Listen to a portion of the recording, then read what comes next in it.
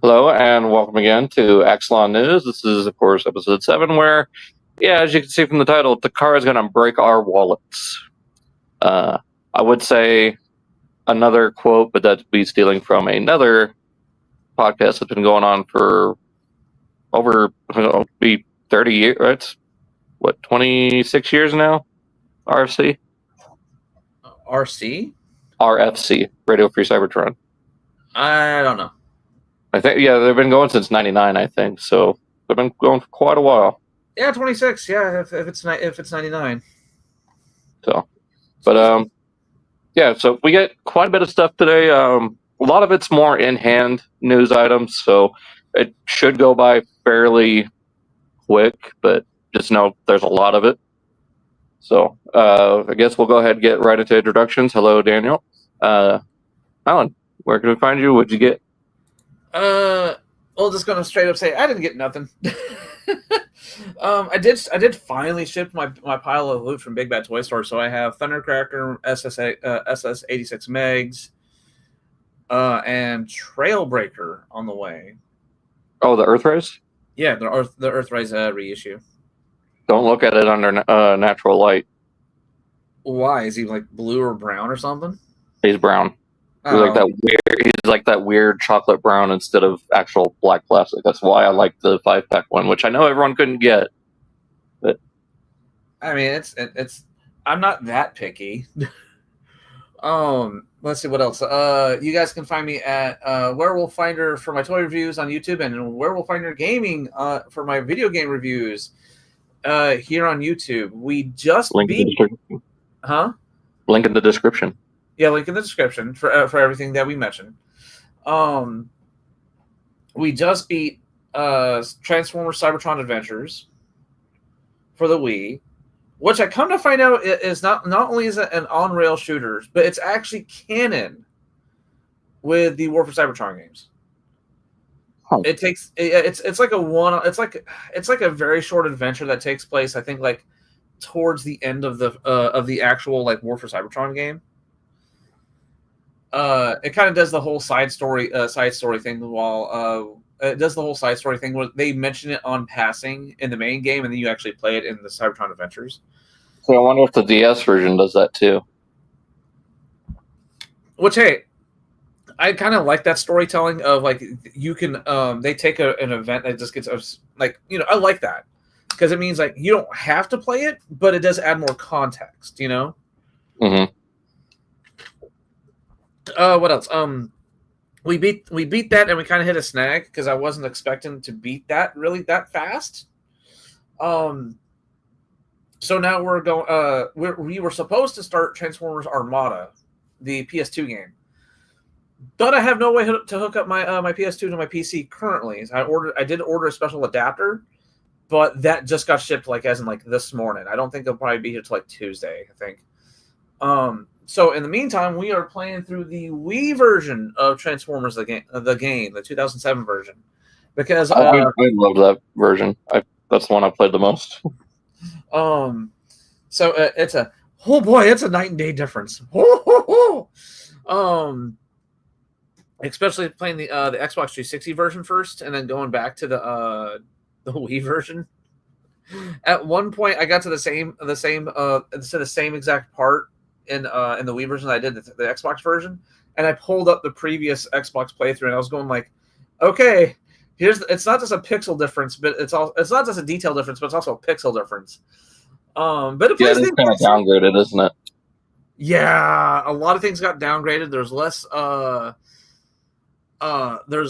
it's a less downgrade. It's a big downgrade.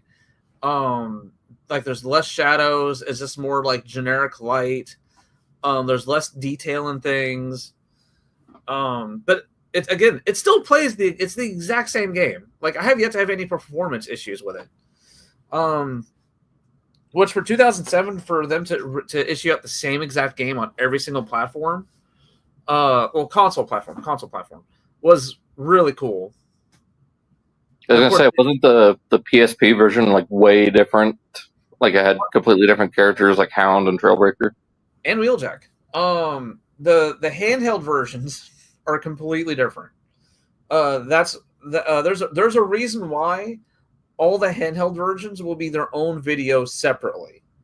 Also, because like because when you take in consideration that let's just use the first two movies as an example, right? Transformers and Revenge of the Fallen. When you have Transformers, Autobots, and Decepticons, and Transformers: Revenge of the Fallen, Autobots and Decepticons, that isn't like a Pokemon Red and Blue situation where it's the same game with just minor differences. No, each one of those is its own different game. Yeah.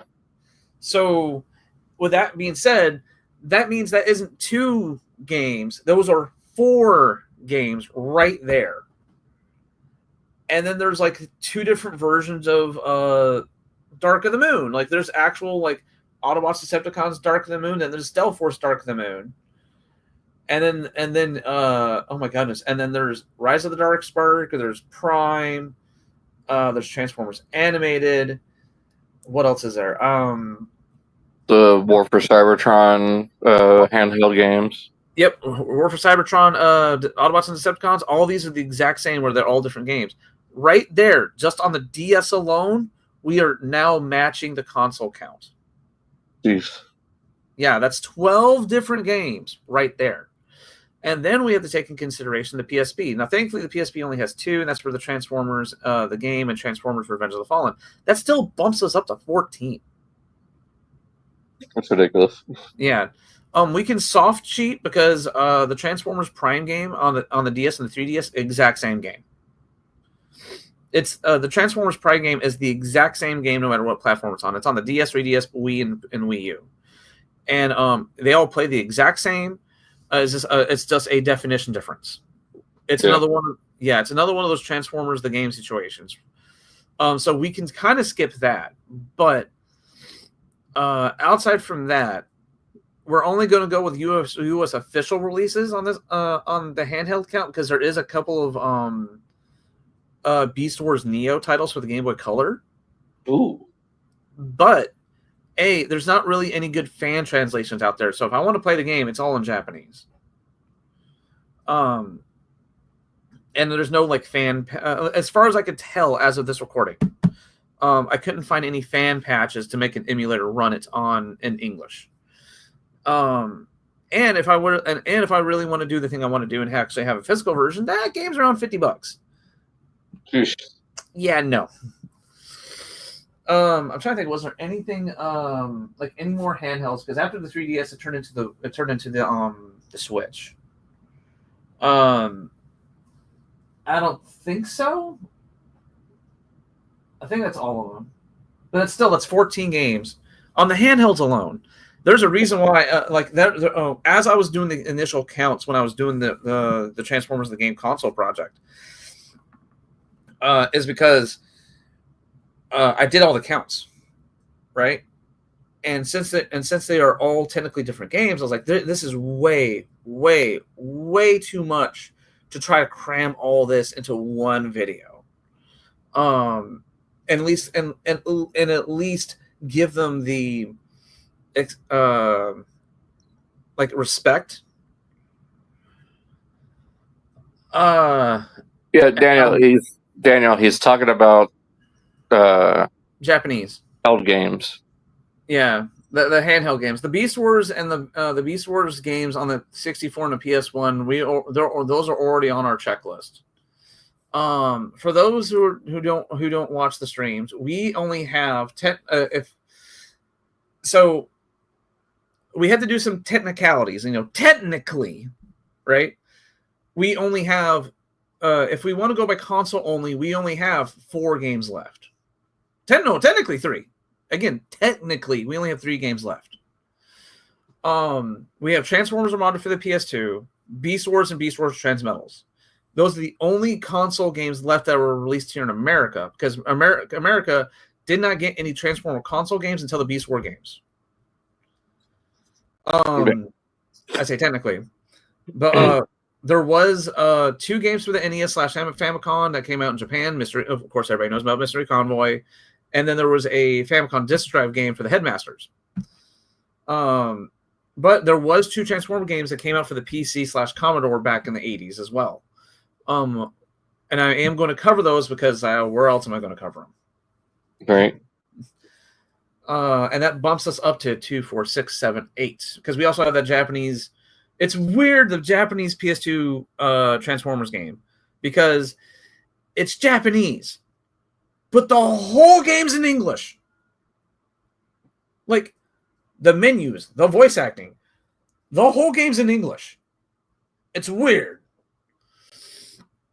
I think they made it for American. They made it for the West, but it never got released because even in Japan it bombed. For which one again? The Transformers G1 PS2 game, or it's called Call to the Future. I don't think I've heard of that one. You've seen the cover at least once. Have I? Yes. Everybody's seen the cover. I don't think I have. Let's see. Hold on. Transformers. But G1.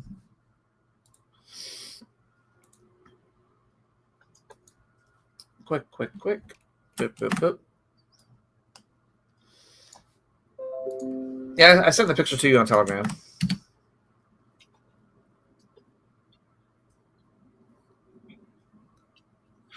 all right. But yeah, as I don't have a way to show. Hold on, do I have a way to show? You can screen share.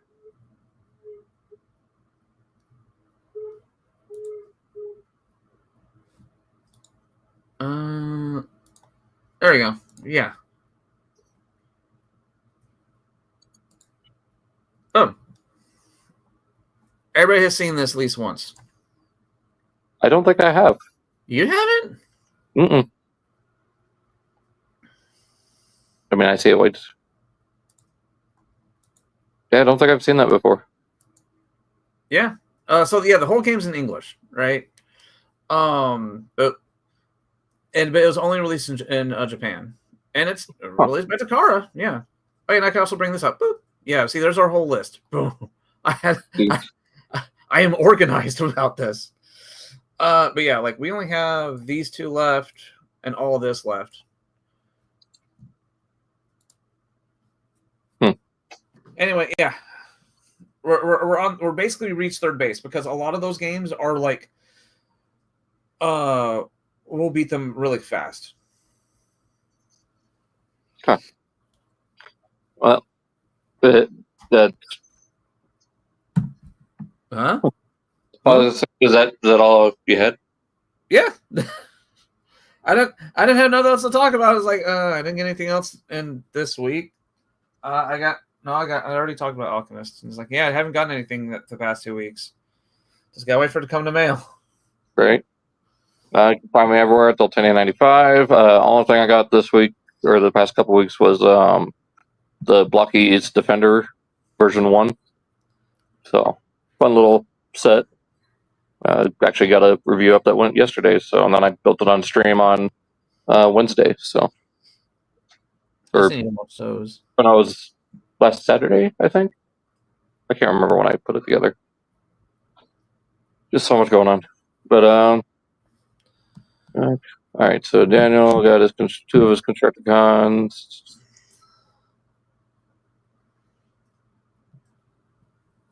Bone Crusher's just like fine on par. Yeah. Yeah. I mean, Bone Crusher is easily the weakest so far. Him and I want to say Scavenger, but I kind of actually like Scavenger. So I don't know. Scavenger kind of rides that line, but I think everyone's favorites are either going to be Long Haul or Mixmaster. Speaking of which, I thought it was very cruel.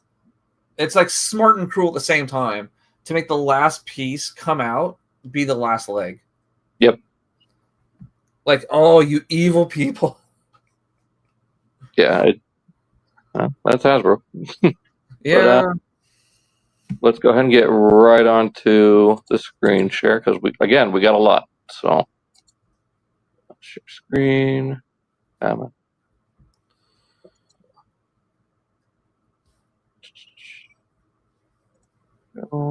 window. Okay, so I got TFW tabs and a slideshow. First thing, we got some in-hand looks at the Bumblebee movie Soundwave. course, YoloPark. They always kill it with their packaging. Always looks really good. I love that right there. I love when companies do the like shiny outline. Oh, yeah. The chromatic outline of stuff. Mm-hmm. All the parts. I guess that's a was that MP? Yeah, MP Soundwave for comparison. There he is together. It does include die-cast pieces, which usually the AMK figures do. Amazing amount of detail. All that weathering and paint chipped. Oh, yeah, does amazing work. Yeah, moving parts, kind of like Gundam kids do. I see a hip open up like that, and I immediately think of RoboCop. Same. Pretty well balanced. Oh no, it was the Dramatic Capture United one. The Ravage that comes with it. And his weird white, red, and black color scheme that he had in the movie. I mean, yes, it's nice that they did something different, but it's just so weird for Ravage. Well, it's when you think about the scene in general, it's very dark, and he would blend into the background a little bit too easy. So they needed a reason why for him to stand out a little bit more. Yeah. Or else we'd have a Michael Bay syndrome of like, yeah, he's supposed to be there, but we can't see him because he's kind of blending in with everything. He's gray, just like if they're all gray. Which one's the gray one? Which gray one? They're all gray. Someone pointed out, I think this is supposed to be like G1 Sideswipes blaster. Or G1 Red Alerts. Like, it's all the standard issue blasters that everyone has. Yeah. And then someone's like, "Oh, he's got Megatron." That's not Megatron.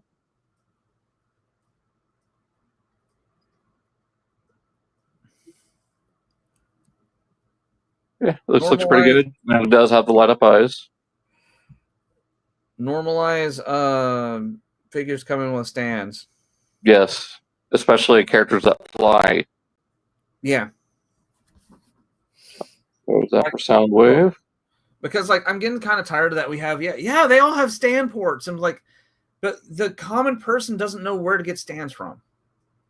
Yeah, or just sell more of the stands, Hasbro, and not the ones that are ratcheted and everything. No, we want the ones with like 4 joints to where you can, pose the stand to where they can balance onto the character. Mm-hmm. We know you guys have the molds for them. Just like when you buy a small person, don't give them more accessories. Give them like a fight stand or something, Yeah. Because like, because like it also shows us it actually physically shows us what ports are like, what stands are compatible with those ports, Instead of us trying to guess, oh no, these types of ports are too small, these types of ports are too big. It lets the more common person know. If you know what I'm trying to say.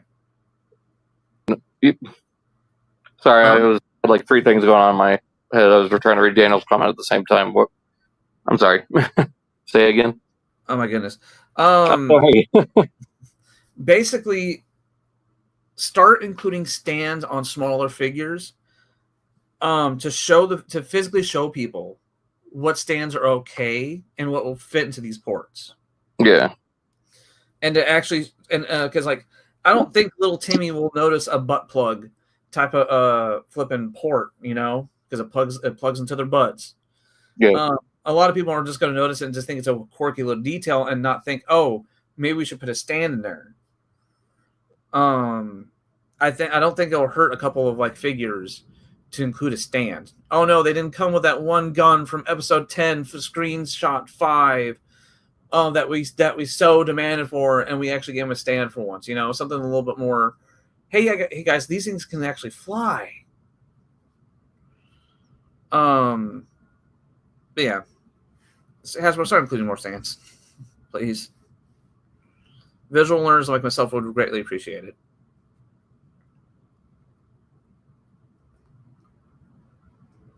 Oh no? I'm here. Sorry, but yeah, I understand now. So, Daniel's saying something about long haul. It's in the show notes. In the show notes. Anyways, AMK Mini Wave 2. We kind of got a look at this a couple months ago, or about a month ago, but now we're getting some actual photos of them, and they look really good, especially Hot Rod here. Of course, everyone's favorite, Jazz, mine included. RC with their little blasters. Of course, Cliff Jumper and is obligated to come with his bazooka that he can't even hit anyone with. Then why does he come with it, though? Because it's iconic. Iconic for that one episode. I was just saying. Pound. Of course, Hot Rod comes with both of his blasters. Prowl comes with everything. Even though he never had, I don't think he had the missile or the shoulder launchers in the show. Unless it was maybe for like one episode. Or in this place, at this rate, it's going to be like concept art. Possibly. And then I think if you pre-order the whole set, you can get the translucent hound. Ooh. Let's see. Park website. Order it now, and you'll get a special clear hound as a bonus. This gift is only available for immediate purchase. After that, it will no longer be available. So I don't know if it's still available or not, but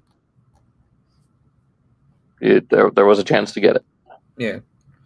Just make sure if this is something that really makes you go ooh, don't be afraid to go to the official website and like have them bookmarked or stuff like that, because they will notify you when stuff like this does go live. Yep. Probably looks actually really good. I really hope the Studio Series 1 is opaque plastic. Like, I don't mind if it's the Earthrise mold, just opaque plastic, maybe tweak it a little bit. Of course, Hound looks good. I mean, the character that should have been the Autobot, the Kid Appeal Autobot, but then that got supplanted by Bumblebee. Of course. Cliff Jumper, the spare wheel in the back. Probably one of the best looking G1 RCs, only because it can't transform. Yerp. It's the advantage. Hey, it's the advantage of having non-transforming figures. You know, they don't have to physically move anything else aside from the regular joints. Yeah, that's why some of the Transformers Prime red figures look. Transformers Prime and the Beast Wars red line looks so good. So, following the reveal of the first main six, we now have images of Secret Edition, Rodimus, Unicronus, and Silver Streak. So I don't know if these are like blind packed into it or if they're also included. I don't know. But there's Prowl and Silver Streak, or Blue Streak. Actually, no, it's the all silver version, so it's based on the exclusive, I think, or the. Of course, Shatterglass Hot Rod. I mean, that's who it is. Yeah.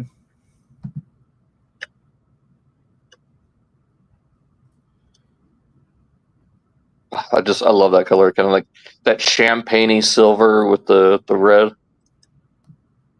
Like, it's not quite silver, but it's not champagne. It's like riding that line. Sheen, sparkle, sparkle. So, why'd you make me think of Alec Baldwin, Mr. Conductor? Sparkle, sparkle, sparkle. Hell yeah, sparkle, sparkle, sparkle. I think we've all seen that Nostalgia Critic video. Yeah. Too bad Kev's not here, because the bag. I think Toy Guy did a review on this. Some of the parts were like popping off or something on his copy, and they got like 2 left legs, I think. Well, I mean, we have to give him some slack because he did. I think he did say that it was an early production sample. Yeah, and that is the downside about some of these toy reviews getting these stuff too early is that they are early production samples. So what they get might not be final, and still like, oh god, it looks so good. Is it the lighting, or is he just really that bronze? No, he is that bronze. He is that kind of like more rusty. Dude's been sitting at the. I was gonna say the dude's been sitting at the bottom of the ocean for 2 years. He's gonna get rusty. I guess. Still looks really good though. Then of course we get to I think that's a detail that a lot of people kind of like overlooked was that in Revenge of the Fallen and Dark of the Moon, he got bronzed and brown really fast. Yeah, he's got his big fusion cannon blade thing. The Prime Killer Crab Claw. The claw. I'm more thinking of Carrie Elway's character in Liar Liar. Oh, you're scared of the claw. The kid's just like, huh? That's fun. Lights up that nice LED. Lights up. Oh, he lights up. Mm-hmm. That's the thing about these Pro kits is they have diecast and LEDs. Oof. He big. Goodness. Yeah.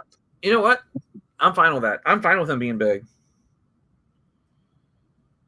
Fits in with your for those MP or Studio Series. That's Studio Series. Mm. Yeah. That's Studio Series. Because he's much bigger. His masterpiece is much bigger than that. Yeah, because that's Revenge of. Yeah. I think that's the YoloPark Prime. Yeah. So yeah, there's your Revenge of the Fallen Megatron. For guest announcements at TFCon, they're gonna have Aaron Archer. So designed a lot of toys from my childhood. Like I had these two right here at the very least. Vector Prime. I have the regular Bendy Prime. I would love to get this color scheme though, the Cybertron. Yeah. So I might track that down and maybe have him sign it. I still have that Unicron. I wanted to get the 25th anniversary one for the longest time, but I've got the HasLab one now, so I'm happy. Yeah. For the time being. So yeah, Aaron Archer is going to be there at TFCon Chicago. Well, I sent a picture to a friend's Discord server. We were talking about like desks, right? And I said like I kind of quoted it with like, I have like the biggest desk transformer of all time. And one of the guys in there was like, prove it. And I was like, I sent him a picture and like HasLab Unicron is on my desk, right? And he goes, yeah, you got that. Yep. I thought MPN Blackout was the biggest desk toy, but no, yeah, you got that one.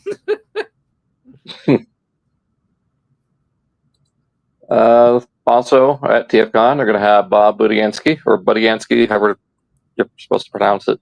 I think you pronounce it right. Yeah, he created Transformers G1. Like he wrote the bios for a lot of the characters, came up with their names, I believe, for a good chunk of them.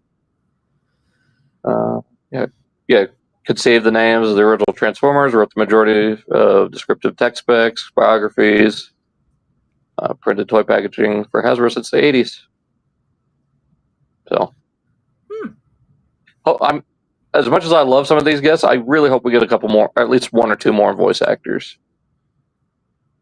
I believe these are still available. The 25th anniversary party is going on at TFCon.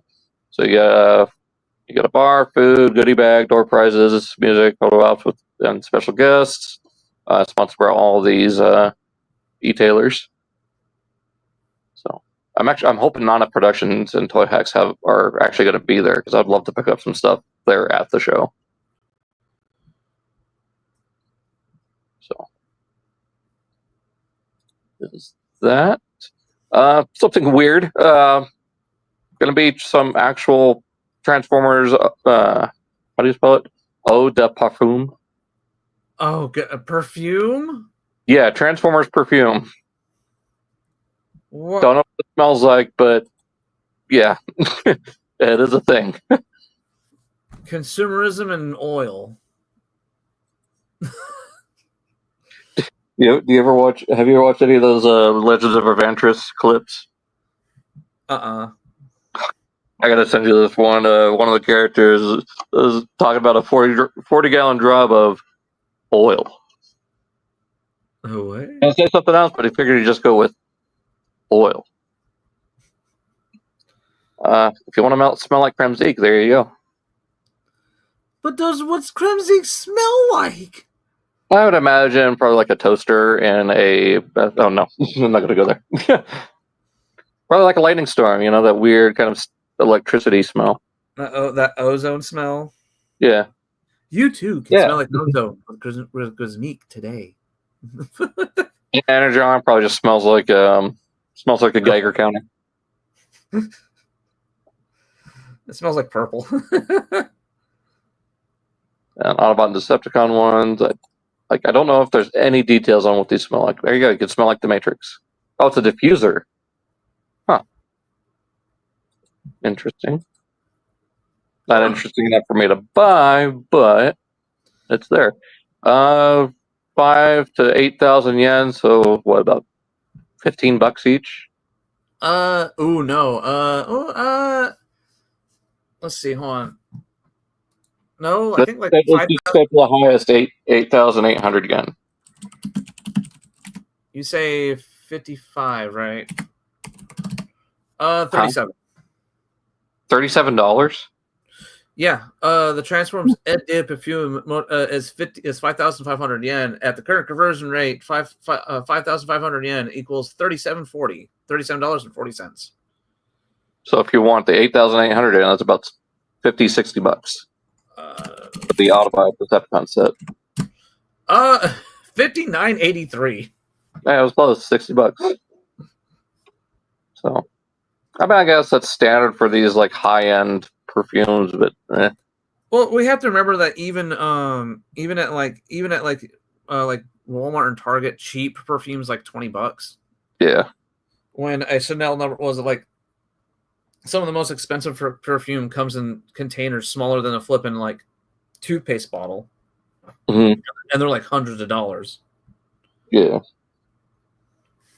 So, it's interesting, but no interest. Like, just put on deodorant, people. I still have cologne from like 2 decades ago. Yeah. Like I use it on my dates, but like at the same time, it's like I'm not going out on a date every other night. It's like maybe once a month. Yeah. Takara told me they did this to tease their dramatic capture set, which we will get into here in a second. And then, of course, Missing Link Ultra Magnus, which we will also get right into right after. Okay, Magnus first. So yeah, Missing Link Ultra Magnus. The base robot is similar to the Prime, but has had significant changes, especially to the legs. Yeah, you can even see it in this shot. Yeah. Well, I've got another tab that shows more, but you can do the little repair thing. You can now. A lot of people were thinking this is a teaser for a Missing Link Superion. It's just referencing the original box art. It's all this is doing. It's just referencing the original product images on the back of the box. You got some of the other Missing Link figures, and then one that's included with Ultra Magnus, which we'll get right into in a second. So there's a little base mode type thing, or a little garage mode. I didn't even know like these were like separate modes. I thought it literally looks like the garage mode looks like the kid just threw the armor down. Yeah. How do you make a base mode, Billy? Thud. There you go. there's this new little guy based on it was a Diaclone toy originally, I think. I don't know. It looks like a prototype of Beachcomber. Kind of like a mix between Beachcomber and Full Tilt. Yeah. But his name is Deerstalker. I don't know where that name comes from, but that's his name. Deerstalker. It is compared to the original. It does have knee joints. It's just very well hidden behind the panels. You got ankle tilt, of course, elbows, which the original had. I think you got wrist swivel, opening hands, shoulders move in and out, full rotation, just like the original. I think the head will rotate just fine. Comes with 2 different waist pieces, so you can have. Isn't it also the trailer hitch? I can't remember if it's the trailer hitch on the original or not. I can't remember. I have yet to eat. Like, I don't even think I've watched I think the last time I watched a YouTube video about the original was like back in the OG 07 to 2009 review era.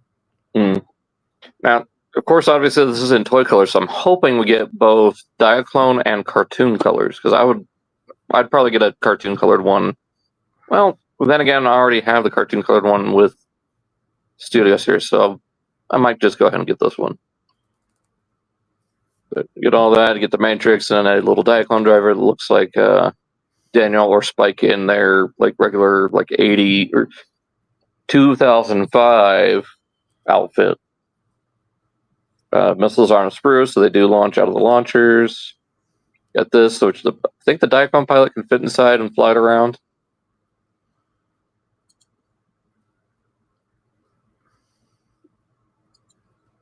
Looks really good. I think it's supposed to be 180 from Japan, but of course BBTS has it marked up to 225. Tariffs! Gotta love those tariffs. I'll just wait for Pulse to put it up. Yep. Because I mean, they're going to do it eventually. I mean, Takara will have it first, but then we'll get it. Like, yeah. I'm interested in it because like Ultra Magnus was always one of those G1 toys I always wanted to, if bare minimum, just to fiddle with. But at the same time, Missing Link will give me a fresh look at the figures because it's like, hey, look, it actually has articulation. Yeah. He's just not standing there. All right, so there's this video from Takara. I don't know. Looks like it was on TikTok. That kind of showed off the prototype and just how much has been changed on the back here. So the feet kind of like rotate in on themselves and clap shut. And then there's these little brackets that plug into the back of the legs to hold them in place. Same with here up on the thighs. So that allows for the legs to have their own articulation when he's in place, but also secure. And also, you can definitely tell the proportions are a lot, not the OG toys, because those legs went all the way down. Did they? OG toy. Yeah. Oh, yeah, well, I mean, part of that's because, like I said, the feet rotate up and point out instead of down. Yeah. But I think other than that, like, this is still the same proportions as the original. Is it? Yeah, the Missing Link figures don't mess with the proportions. They just add joints where they weren't previously. I guess all the new tricks that they're doing is like it's messing with my head in perspective, you know? Probably. I love how they're covering up that QR code. Like, no, you can't scan this just yet. Showing the transformation on Deerstalker. Because that's a completely new mold, like a whole new design. I love how we're going back and adding on to older media. Yeah. Like we have you said Deerstalker? Deerstalker. DEER Stalker. Yeah. Like we have Deerstalker with Ultra Magnus. We have Blue Bolts with Omega Prime, right? I love how we're getting these new minifigs. Yeah. Brand new characters, too. Brand new characters. They're not made off of anybody pre-existing. They're completely brand new. Showing out the chest window. Yeah, so you can have the Diaclone pilot fly that around.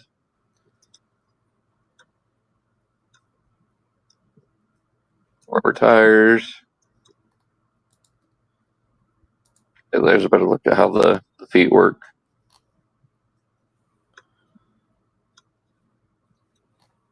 Man just balls up and throws himself into a suit of armor. Mm-hmm. I think we're making our way back around again. So yeah, really like how that turned out, and now we got our dramatic capture, Skywarp, and Insecticon set. I might be tempted to get this just so I could have more Insecticons for my shelf. Like I know we're going to be getting like Studio Series versions of probably the exact same molds, just with no translucent plastic, but they're a swarm, so might as well. The more. Well, speaking of bugs, could just be like Edgar, more.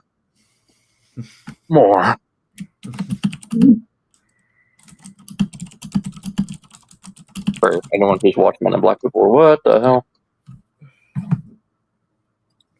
That was weird. Right opening. But yeah, Skywarp looks really good. The colors look way better than the original Earthrise version. Again, it's going to be obsolete here in the next few months, so. Okay. What's wrong with more Seekers? The fact that we're getting a new mold for them here soon. More Seekers. Yeah. Kickback looks good. I definitely like the painted wings over the translucent. So that's definitely a marked improvement. I'm kind of half and half because, like, for me, the translucent wings do capture the more realistic insect look, you know? I mean, they're not supposed to be realistic, though. At that point, I think it's just preference. And Bombshell having his show-accurate robot mode, because in robot mode, his chest was gray, and then it changed colors to insect mode to be purple. You know what you do with this one? You still keep your OG purple one and make them the clones and make him the leader. Yeah. That's what you do with this one. Yeah, that's usually what I did with the old Takara Legends releases. Like I get with the Sharkticons, I got 2 of the Titans Return and then 1 of the Takara ones. Of course, they get the Energon cubes. You get basically the Saturnian drone accessories with this because you get the 2 Energon cubes from that, and then 6 small Energon cubes. But you also get Shockwave, Reflector, Megatron, and Soundwave, all painted. Oh, you get the little Soundwave. The little reflector, which ties to Thundercrackers set, which Daniel pointed out. I mean, this all looks like the flippin' Centurion prop package, right? Yeah, I mean, it's just the TFCon version of it. Yeah, but it's all painted. But it's like, okay, like 2 of those, like, okay, the Megatron gun, and we have it. The Shockwave gun, and we've seen it. But no, the Shockwave wasn't painted. It was all gray. Huh? The Shockwave wasn't painted. No, I'm saying we got that mold before. All these are painted for the first time. Like, even the Megatron is technically painted in this picture, but it was still kind of grayish and mold-wise. Yeah, I think Soundwave just had just the blue paint and maybe a little bit of black, but it didn't have all the detail that this one has. No. And then our Reflector was just completely unpainted. So, yeah, I might be tempted to pre-order this set. So, definitely something to keep an eye on. Probably go up, I would say next week or probably around Transformers Day on the 17th. Which, probably close to the same time that this will go up for pre-order. Gimme. Yeah, especially now that we see the actual colors of it, thanks to Takara. Gimme. Like, this looked way better than the models they had at Comic-Con. Yeah. The Minicons look so good. I know they're a little bit more chunky, but it works. Gimme. I mean, with the plastic tolerances that we have now, I don't mind them being chunky. It helps. It also helps. It also helps differentiate the sword on a fast passing glance. Yeah. So like, yeah, you can so even you have like the previous version, right? You can that wasn't clear plastic. You can go, okay, well, this one's the legacy version, this one's the OG. Oh, I still need to grab us. They're going to be so expensive. I still need to grab one. Oh, the Starscream? No, I need it. I have it, or not a Starscream. The legacy version. I'm talking about like OG Starsaber. Oh, yeah, good luck.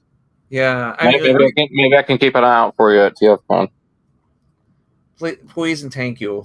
I can see if someone's got one or two bagged. I wonder if was it Harold from Now and Then, or you might know who I'm talking about from when we went to RoboCon. The guy that had like the comic boxes full of toys on cards in little baggies. Yeah, like comic cards. Long hair, like kind of a fedora, not really a fedora, but kind of like a flat cowboy hat. Yeah, I said yeah 3 times. I remember. Sorry. But this Nemesis looks so good. I wish it was the proper toy colors, but I'm still very happy with this. So it's like right in that line between toy and anime, which is what I was hoping for the most part. But I was just fixing to say, I was like, what do you want? Do you want anime or toy colors? You got to pick one. I mean, just the beige on the toy looks so cool. The beige on there's very few times where like a yellowed color looks good on a figure. Hopefully they do Black Big Convoy or Nemesis Prime Big Convoy. They also could possibility is that the gray looks a lot better. It's a lot more cohesive as this whole toy as a unit. Yeah. Like in this picture specifically, right? It looks better as a one big package rather than he stands out with the beige. Yeah. Hey, if they do re-release it in the beige, that means they can possibly. Oh, with a trailer. Well, not just a trailer, with his minicon. Yeah, and then the red saber. Although that'd be like $120. All that. But, yeah, there's Nemesis Prime. Can't wait for it to go on pre-order. I'm 100% getting it. Here we go. We got Tokyo Toy Show.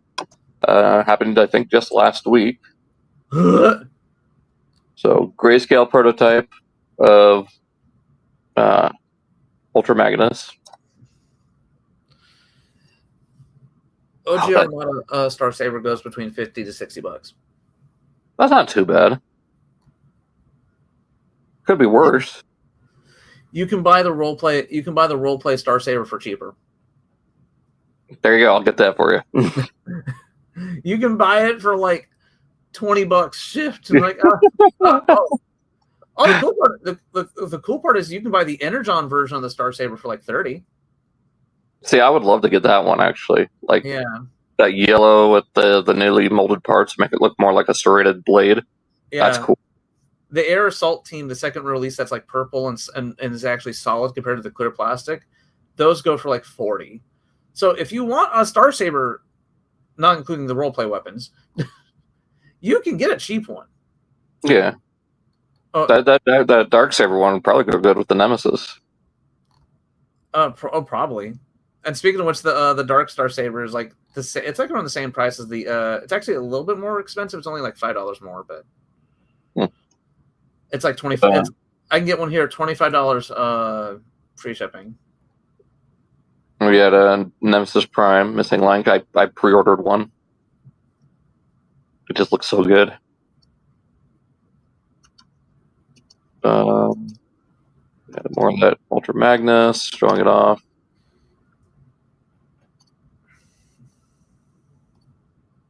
There's Deerstalker with the Diaclone pilot. Also, kids, that's a dangerous rabbit hole to go down. What, prototypes? Diaclone. Yeah. Because once you realize that all the Diaclone stuff is interchangeable, on top of a lot of it kind of like can communicate and is part of the same aesthetic, it becomes a very deep rabbit hole of like, yeah, I'll just buy this cute little like $60 Transformer. Oh wait, it also combines with this one. Okay, cool. That's another like, oh, it's only $30. Oh, but $600 later. That's yeah, only 5 figures. and not just that, you bought the $500 base. Yeah. The $300 airplane, and they can combine into the Diaclone mascot. And the cool part is that a lot of those like little vehicles and stuff can actually store in it while it's in robot mode. So it's like, I love and hate that at the same time. Like, I want to get it, but my wallet's going, no, oh no.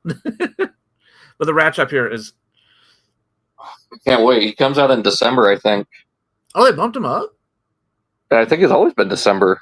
No, the last time I think he went up for pre-order last year, I think.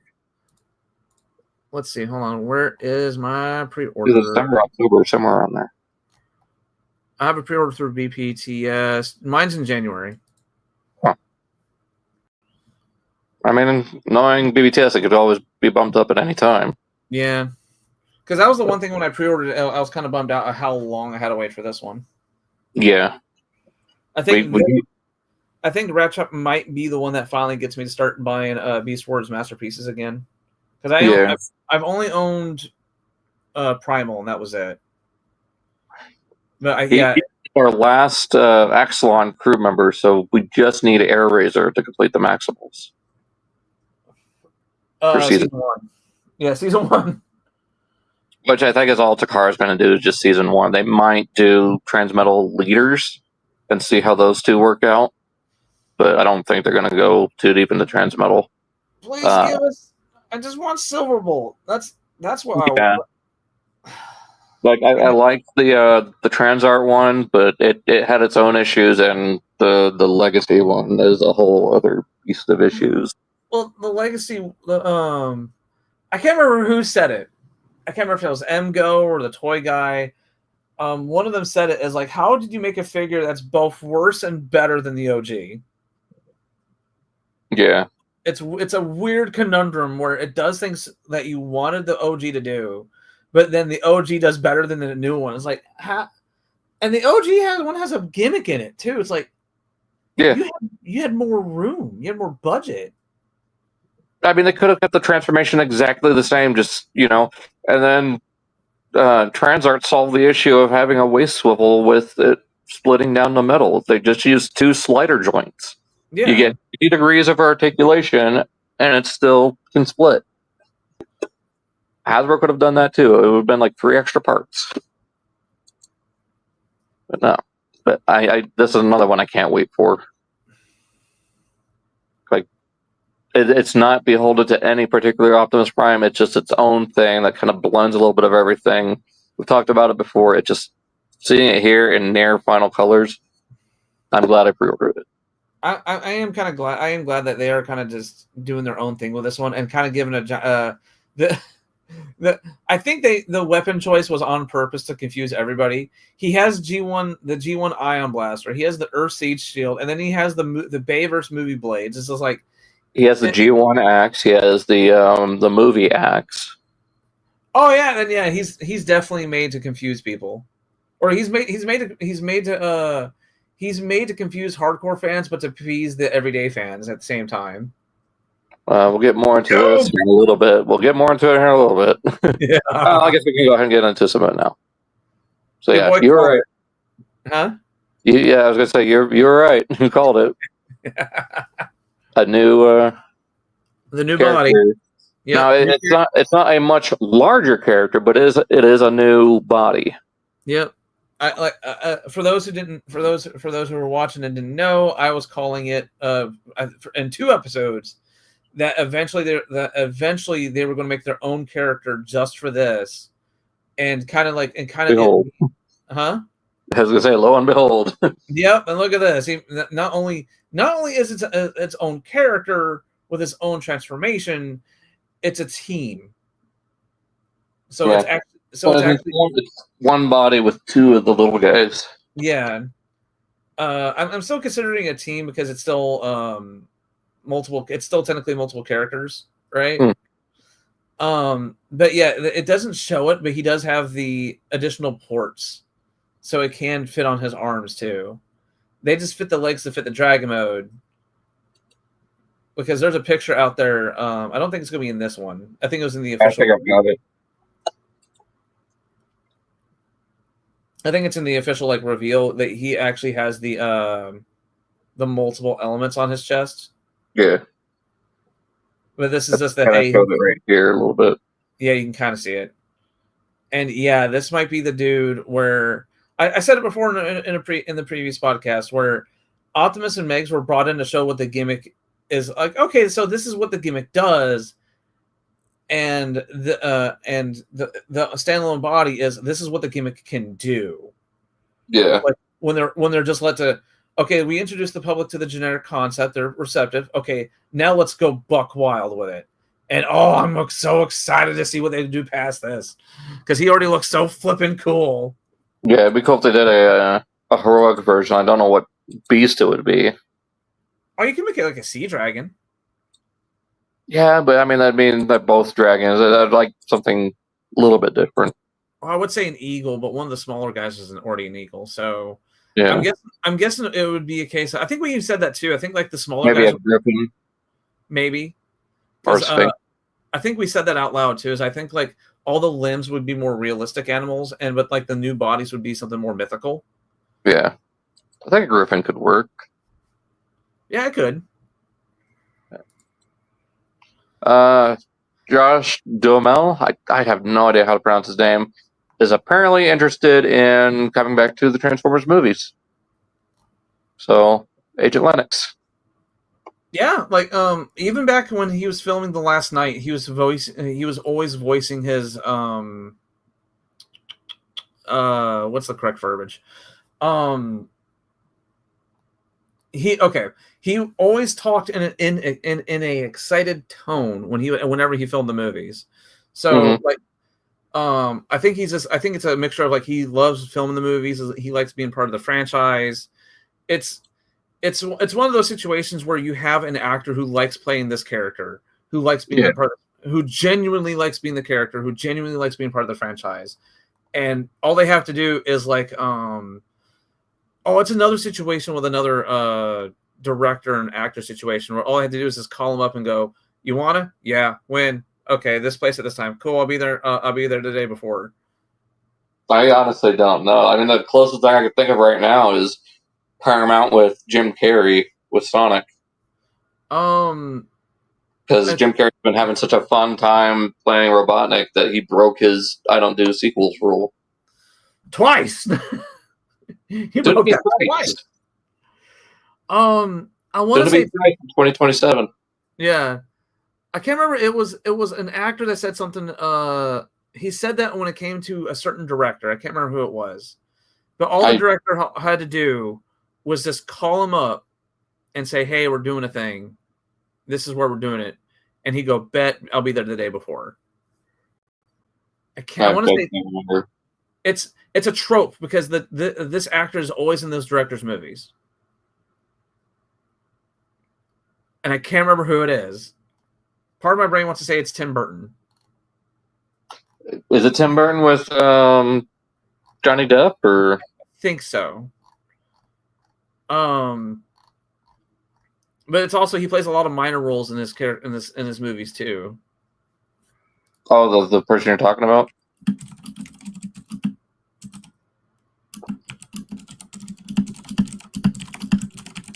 Now this is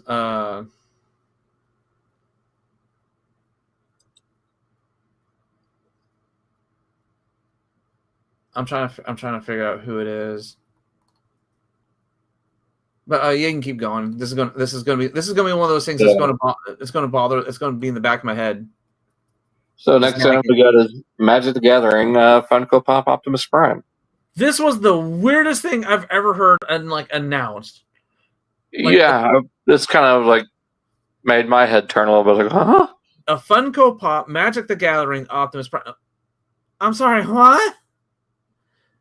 But I believe it comes with a giant version of the card too. Yeah, but when you break it down, it is because it's a Funko Pop Optimus Prime who's assuming the pose from his Magic the Gathering cards. Like, okay, when you break it down like that, it makes more sense. But when you just bust down the official title of Funko Pop Magic the Gathering Optimus Prime, is like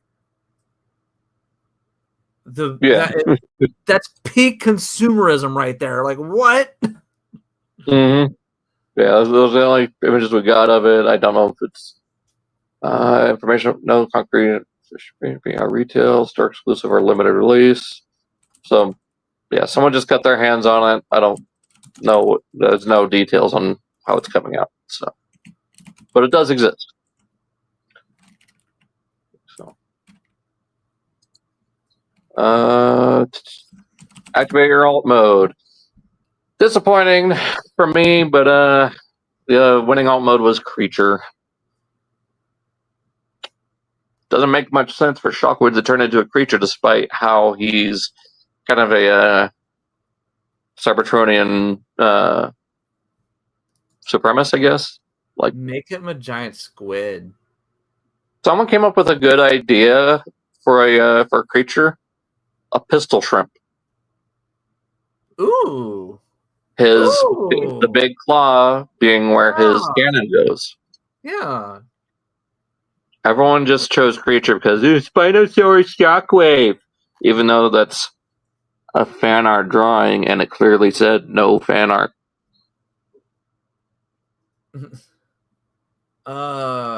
Read so good. But okay, so I do like how we're the whole purpose of this was to give so I do like the whole purpose of this whole entire fan vote thing was to give somebody an alt mode that we probably would not expect them to take. Yeah. Well, and I'm sure these all had designs ready to go. Like there was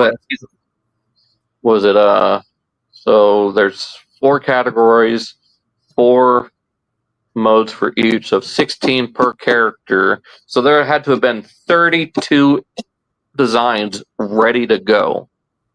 Bruh, like all they I don't know, so I knew he's no longer with Hasbro. He's with he's actually with Ubisoft now, but I actually knew a concept artist who worked with Hasbro. And they draw up stuff all the time. Like the concept artists are basically working by the time they get there to the time they leave.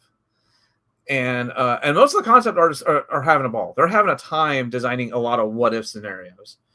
Because that's exactly what their job is to make what if scenarios. That's that's your whole job as a concept artist. Yeah. And my math is wrong. 64. But continue. But you also have to ask the more important question is how long they've been planning this. That is the more important question, because if they've been planning this for let's just say bare minimum, all right, since January, okay, and even longer. Yeah, they only really need like 5 concept artists, and be like, hey, we need concept artists for scenario A, B, and C because we're going to do a thing later. And then, and if these things win, we want you to kind of expand on it. So they'll sketch out a rough idea of certain scenarios, and if certain scenario like D gets picked, right, they'll take that sketch and go, okay, concept artist 1, 3, and 5. Here is scenario D. Here's scenario D. Expand on it in your interpretation, and then we'll take the best one from that, and then we'll go from there. Yeah, I'm sure that's what they did too. Like, this artist, you take care of, the C thing being, creature, boat, hoverboat, or submarine. You do those. You do vehicles. You do, like land, air. That's exactly what I said. Well, I'm just saying, like, each one has their set thing.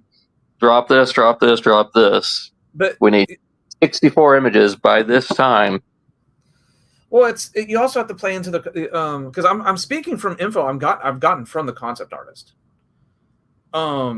Because one thing they'll do is that each concept artist has a strength and a weakness. So you do have a couple concept artists that are good at drawing nothing but animals. You do have a concept artist that's good at drawing nothing but vehicles, and then you do have the more specialized concept artists that are down to just drawing just equipment, just robots, and so on and so forth. He was a concept artist for robots specifically. So when they said, when the couple of the concept artists, some of the concept art that he drew was specifically robot modes of certain situations. Yeah.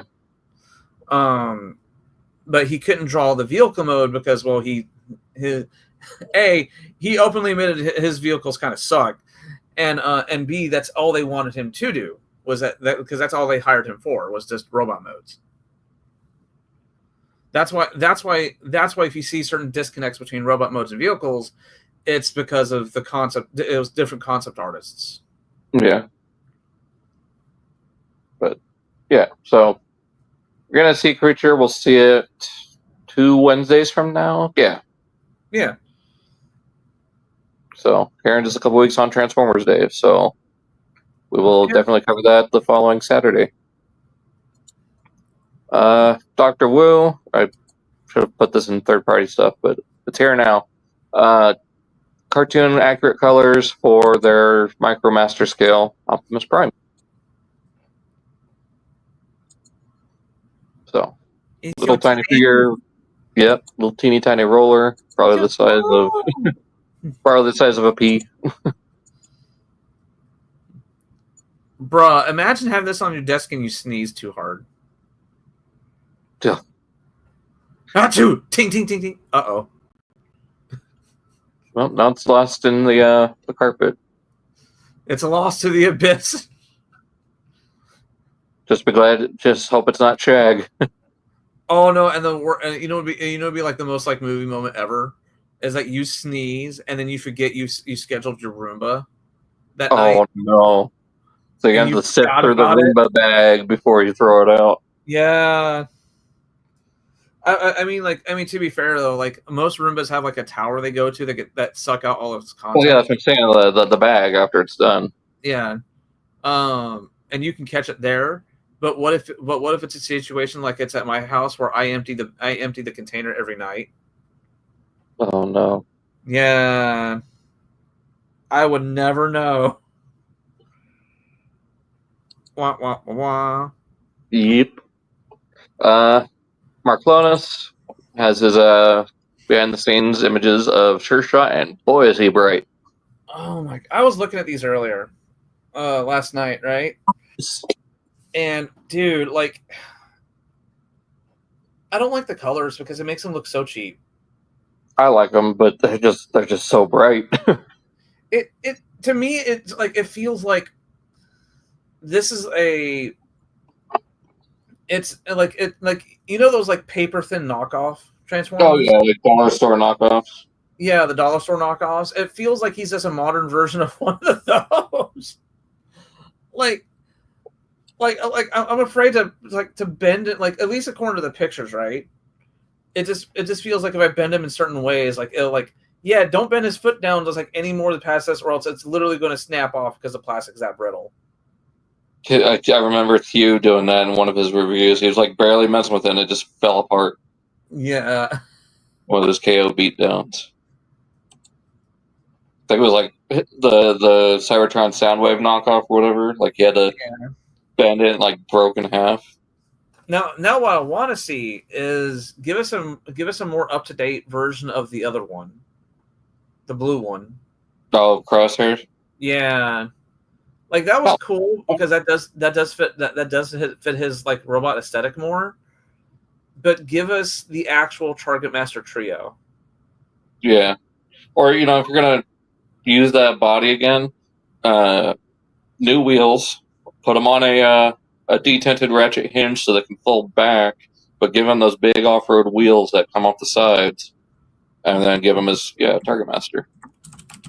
Like I like the mold choice for Crosshair. He just needs those proper wheels. Yeah.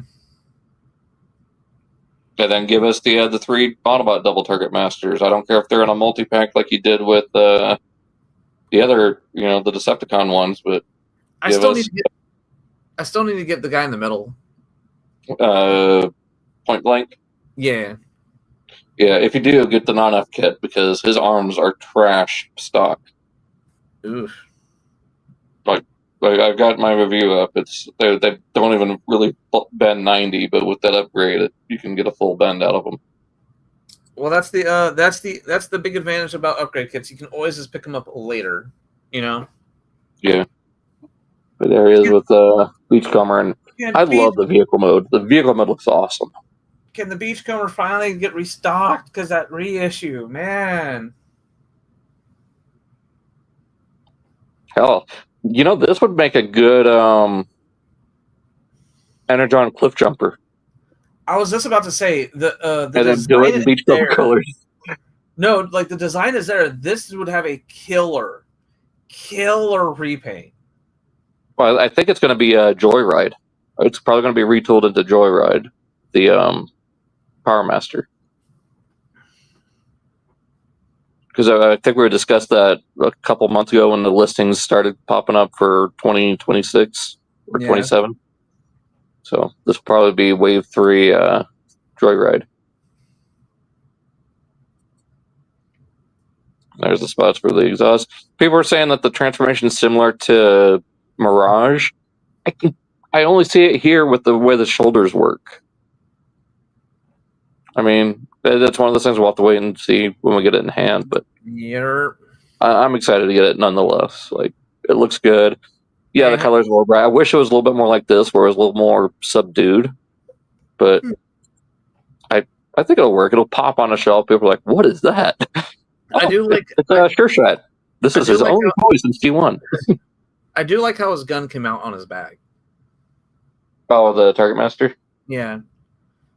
Now, I can understand why they can include Target Masters with their partners rather than the Minicons, because the Target Masters are literally just a handful of parts. So it's literally 2 or 3 parts, yeah. Yeah, it's not a case of like, well, the Minicon has to have an actual transformation instead of just, how do you transform a Target Master? You break him in half. Break him in half and flip out a barrel. Yeah, that's it. With the double Target Masters, it wasn't even that. You just fold the barrel over their head. Yeah, and even the flipping Earth Siege Target Masters only had like what 2, 3? Only technically had like 2, 3 steps. Yeah, but they also had ball jointed arms and ball jointed legs. Yep, they actually had posability. Not like these, where you just fold them in half, and there you go. That's it. Well, I mean, it's an upside down.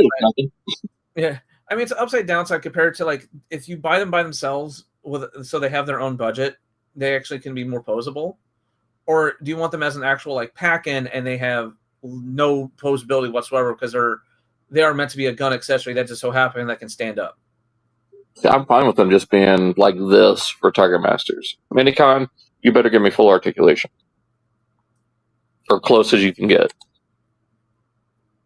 I'm a sucker for scale. So if they can have their own posability, I kind of want it, because then I can show them I like seeing them on their own rather than just, what's your job? To be my gun. Oh my god, the whole Rick and Morty robot situation. On the club, pal. Welcome to the club, pal. But yeah, I can't wait to see more of this first wave showing up by Mark. So we'll definitely, of course, be showing that when it comes out. Next thing, I've been waiting for this since it was announced, like, what was it, Toy Fair? Or even last year? Flame Toys is... Huh? What? It looks good. Oh, yeah. It looks very good. The model kit, too. Okay, so animated has been one of those designs in general that when we saw it at first, I don't know, we are finally at that point in age where I don't think a lot of people remember the discourse or the. Oh, it still goes on. Well, I mean, like the pure nothing but discourse for animated. Yeah, it was literally you love it or you hate it. Because remember, this was like okay, if everybody okay, so if you weren't there to know it or be a part of it, there was a time before animated came out where nobody liked it whatsoever. Because but the bad part is the only thing that we had to go off of was the very first coming soon poster for it, and the whiplash from such a drastic art change threw everybody off, including me. But, well, I think on the website they had like the profiles or whatever that you click on the character and you hear just a small snippet of their voice. Yeah. Like for Bulkhead, it's just time for the big guns. Oh yeah, and of course, we just got done hearing. We got spoiled because for the first time in 20 years, Peter Cullen came back to voice Optimus Prime. And then we were also used to Gary Chalk as Optimus Prime. Uh-huh. And then David K. as Megatron. So David K. as Optimus was like total whiplash. Oh yeah, and not to mention there was actually a vocal part of the fan base that was like, well, what if Peter Cullen came back to voice Optimus Prime in the cartoon as well? And that was a big thing. That all during animated is like, why can't we get Peter Cullen back? Why can't we get Peter Cullen back? Like, but like now, seeing a complete 180 and seeing how people are like still in love with this show, mm-hmm. and how well the animation turns out toy wise, like both in the OG toy line and what we're getting today is like, just like give the designers their flowers. They did a fantastic job translating all this stuff to real life media and look good. Mm-hmm. Now, of course, this is more stylized because it is Flame Toys. They have to stylize it a little bit in order to keep the license. But here's the thing, though: animated is already stylized. Well, I know they had to stylize it even more to fit within the bounds of their license agreement. No. What I'm saying though is, what I'm trying to say is that animated is one of those styles where if you stylize it even more, it just makes it. If you showed me that if you said this was an actual figure of the cartoon, and I can see this fitting into the cartoon. Yeah. Because the cartoon was that stylized and that angular, so they stylized it, but still in the realms of possibility of that art style. Yeah, I think my only thing I don't quite doesn't quite sit well with me is just how they did his face with the battle mask. It looks a little too skinny. It needs to be just a little bit wider. Like his face just looks a little too skinny. Like, do you see what I mean? Just a little too on the skinny side. It's like one of those guys. It's like one of those guys at the gym who worked out a little bit too much in the arms, and it's like, dude, you got a small head. Mm-hmm.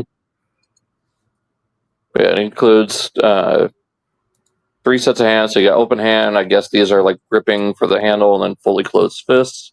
You get the maskless face, of course. Beautiful battle axe, or not really even a battle axe. It's a utilitarian axe. And then it's a completely separate set here for the Wingblade version, so that it's 2 sets that you can get. Yeah. This includes the larger arm gauntlets with hands without the yellow paint. You got the Magnus hammer, the shoulder cannons. Let's skip to here. So yeah, you get everything that the original set came with, but these hands are larger to fit the gauntlets, shoulder cannons, Wingblade set, Magnus hammer, and axe. So if you want the best, or this would be the one to get if you want everything. If you want just the regular one, get the other set. But this is probably the one I'm going to get. And they're not too bad priced either. The full kit is like $60, and then the smaller kit's like $45, $50. So, I mean, not bad for full model kit.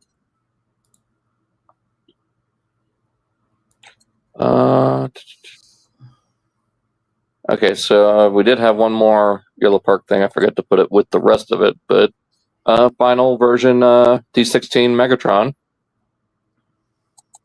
So you can switch between that point where his eyes turn red and he grabs the cog from Sentinel.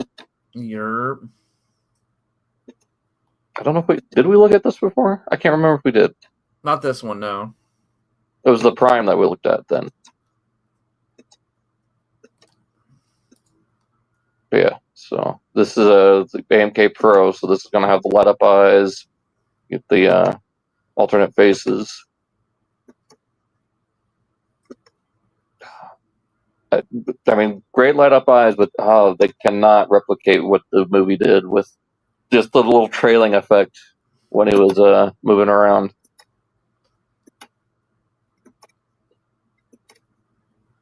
Fusion cannon looks awesome. It's got scorch marks on it as if it's been firing quite a bit. And of course, Orion to Optimus, which I believe we did look at this one. Yeah. Or unless I'm thinking of the Blokees one. So yeah, this is from the last third of the movie. I wouldn't doubt it if they did like a battle damage or, a fall version of Orion with the missing arm, and then Megatron with the cut up fusion cannon, and then the bent other cannon. The light up eyes and Matrix. It'd be cool if the axe lit up to glow yellow and blue, but it doesn't. Still looks really good though. Yeah. There you go. Yeah, I very tempted. Last couple things on the TFW side of things. New York Comic Con, there's going to be a Hasbro Transformers panel on October 10th. So that's a Friday. I'm not sure if we'll be streaming that Saturday or if it'll be the following Saturday. Yeah. But at 11 to 12, room 406.3. So. Also, that's your answer, Daniel. Is that there is no PulseCon happening this year? Yeah, it's going to be at New York Comic Con. Mm-hmm. Probably when Nemesis Prime will probably go up for order, as well as I think this month Wave 1 will go up, but we'll probably at the very least see probably both Onslaught and Jetfire, or at least a tease for Jetfire. But I think we'll definitely see a prototype of Onslaught. Please, for the love of God, let us have a Jetfire reveal. Do you know? Awesome, and he's got to come with Commodore. He has to, Commodore is part of his vehicle mode, so he has to come with Commodore. Do you know how much you would break the internet if you guys announced a Jetfire? Oh, they'd shatter it, because everyone with the Armada Prime has been wanting Jetfire since Legacy Evolution, and we better get a leader class Overload the following year. I don't think he's big enough to be commander. I think he can get away with leader class because he doesn't do that much. That's not as much as Jetfire needs to do. It's literally just take off his legs, put him on the shoulder, take off the arms, pull him up, put it on his back. And he's a trailer. So I think they can get away with the leader class for Overload. But yeah, give us Jetfire. Jetfire needs a commander class. Needs to be the pants. He is commander class because that's what the listing is. At least give him knees. Please, for the love of God, just give him knees. And then give us a Space Warp or Astro Train repaint to go with Nemesis Prime. Yeah. And then do an exclusive 2-pack of Powerlink / Final Battle Optimus with Powerlink's Jetfire. Do it for $200. You can do it, Hasbro. You've done it before. This kind of goes into third-party stuff, but I don't know if there's any differences between these and the one I have, so we'll just go over this now. This is New Age Legend Scale 6-shot. So we got this version, and then there's a version with metallic parts. But this is definitely more based on the toy colors. Part of me still wants that Titan's Return 6-shot again. Because he was fun. He was fun to mess with. Okay, so yeah, it's got more metallic paint, but it's still based on the toy and chrome guns. So, I should not have looked that up. Oh, that hurt. Oh, what, like colors? No, the Titan Returns 6-shot. The price. Oh, $200? Huh? $200? Oh no, not that much. Oh. They're like in between 70 to 90. Eesh. Yeah. At that point, I'd wait for a commander class. You know what? Okay, hold on. I'm scared to look now. How much is Overlord? What, the HasLab? Or the Titan Return? Yeah. He's about the same price. And the thing that kills me is I had this figure, and for a while, not too long after he came out, he was like a $20 leader. Oh god. Yeah, so it's like seeing him now reach $70 to $80 is just like Darn. why did I sell? Oh, never mind. I know why I sold it, but because what was it? The toy guy said it out loud, and I kind of have to agree with him. Is like with Hasbro going back and revisiting a lot of the Titan class, not Titan class, the Titans Returns figures, just showed you how good a lot of those toys were. Yeah, and I'm in 100% agreement with him. I mean, they could easily reissue him with more toy colors without the stickers. I mean, at the rate they keep double dipping to go back into the toy to do the double packs, please. Yeah, but at least $80 to $90 is not too horrible. It's not like the situation with the Titans Return the Decepticon Target Masters. They were like do a Phase 6 or 3 pack. Yeah, because $150. It's an easy $150. Yeah. Because, like, what was it? Wasn't the Target Masters at one point like $130 each? I don't think they were that much. No, one of them was. I think it was the pink one. Oh. Misfire? Misfire, yeah. He was at one point. He was triple digits for a deluxe. For a you said Misfire, right? It was either Misfire or Slugslinger, because Slugslinger was the final wave character, the light blue one. Yup, Misfire right here on eBay, $150 complete with free shipping out of box. That's why I'm glad I didn't get the Hasbro one. I'm glad I waited and got the Takara one. Yeah, the master. but then you have people like me who didn't get either of them. Oh yeah, the Takara one's $200, by the way. Yeah. Oh well, $200 still brand new in box, but someone like me who give us a second shot at this mold. Like, do that same thing you just did for Trigger. Was it Trigger? The other two? So yeah, Slugslinger and yeah, Slugslinger. Yeah, do that again. I want the trio back. I've always had. I got the boxes with all the names. Hold on. I still have Trigger Happy. I bought my original Trigger Happy. Was happy with it. I bought Slugslinger back in the day and I sold it. And I want to say I had Misfire at one point. Because I remember, maybe it's a false memory, but I remember fiddling with it. Mandela effect. Mandela catalogs. Yeah, I want my 3 Target Masters back. Do you want Cosmos? I want this Cosmos. Yes, I need to pick up more Earthspark figures. It's interesting that he opens up. I don't know what those little blue things are, unless it's supposed to be like the seats or whatever. No, they're the lights underneath them. Okay, it's a little okay. Yeah, those little propulsion things. Yeah, I think like old school UFOs, like they have the lights underneath it. Yeah, so like he opens up and his legs will kind of like flip inside out, by the looks of it.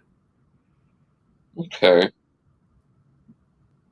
But yeah, those look like It's the so weird lights. how clunky he is in the show. Dear He's God, big.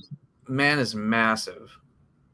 When he used to be just this little tiny guy that sounds like Peter Lorre. Now he's a big guy that sounds like Weird Al. He's a big guy. He sounds like animated Redgar. I had a nickel for every time Weird Al voiced the Transformers character. I'd have 2 nickels, which isn't a lot, but it's weird that it happened twice. Knock on wood, we're gonna have a Weird Al cameo in Cyber World. That'd be funny. I think Hasbro has Weird Al on speed dial now. They probably do. Because he's voiced a pony that was in Friendship is Magic for like 3 episodes. So really, it was, yeah. And canonically he married Pinkie Pie. The pony married Pinkie. Yeah, he married they got canonically married. So it's like he wasn't just a one-off character. He is a major character now. That's weird. But anyways, Blokees, champion class Optimus. Some more images and a little bit better quality too.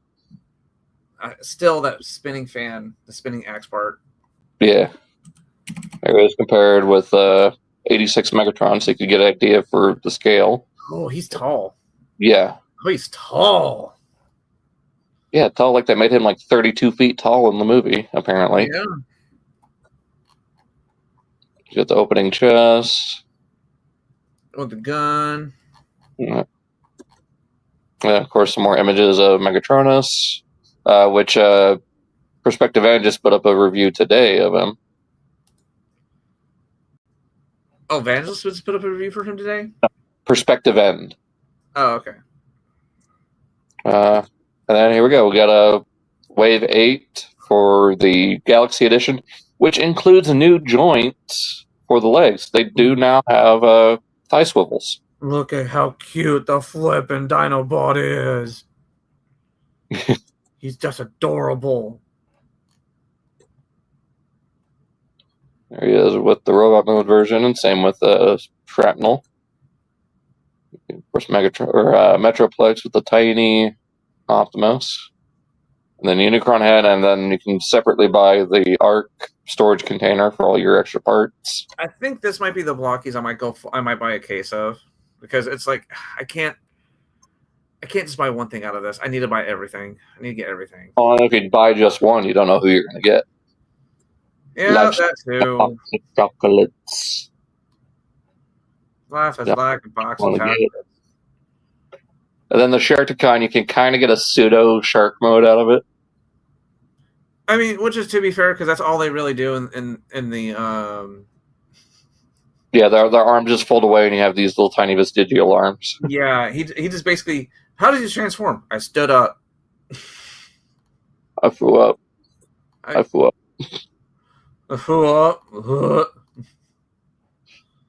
Blitzwing looks really good, and there's more dedicated parts now that I've noticed. Like a lot of the earlier waves, they had a lot of the same parts between the arms and the legs. Now you're getting like fully dedicated parts. Yeah, dedicated.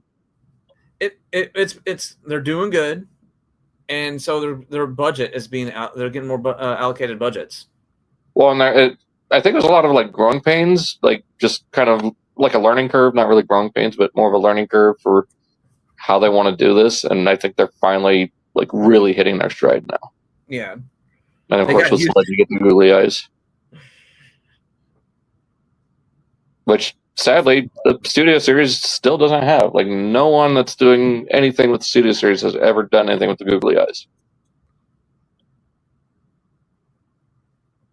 Now we got 2 of 3 of our Insecticons, both robot and insect mode. So we just need a robot mode bombshell with an insect mode kickback. And we'll have Insecticons. Wait, what happened? Did they not save? Did I not move them? I had images of Unicron. I don't know what happened. I had tabs of... Hang on, let me stop sharing so I can fix this. I swore that I say that. Maybe I just didn't move them up.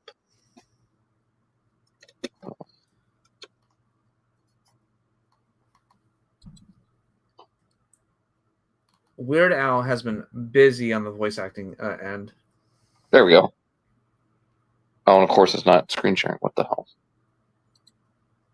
In 2017, he had 1, 2, 3, 4, 5, 6, 7, 8. He had 8 voice acting roles in 2017 alone. Well, one of them was a full-on show with Disney. Was Murphy's Law. Yeah, Murphy's Law. Milo, main role. Yep. He even did the theme song. But yeah, there we go. There's Metroplex. I want a little desk-sized Metroplex now. There you go. I need to get one of these for Chris, because he's got that giant $1,000 one that he was telling us about.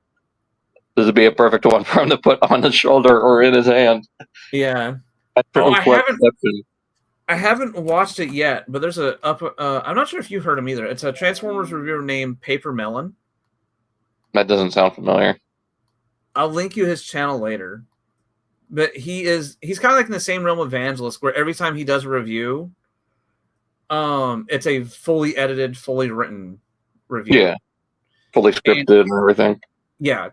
Very professionally edited too.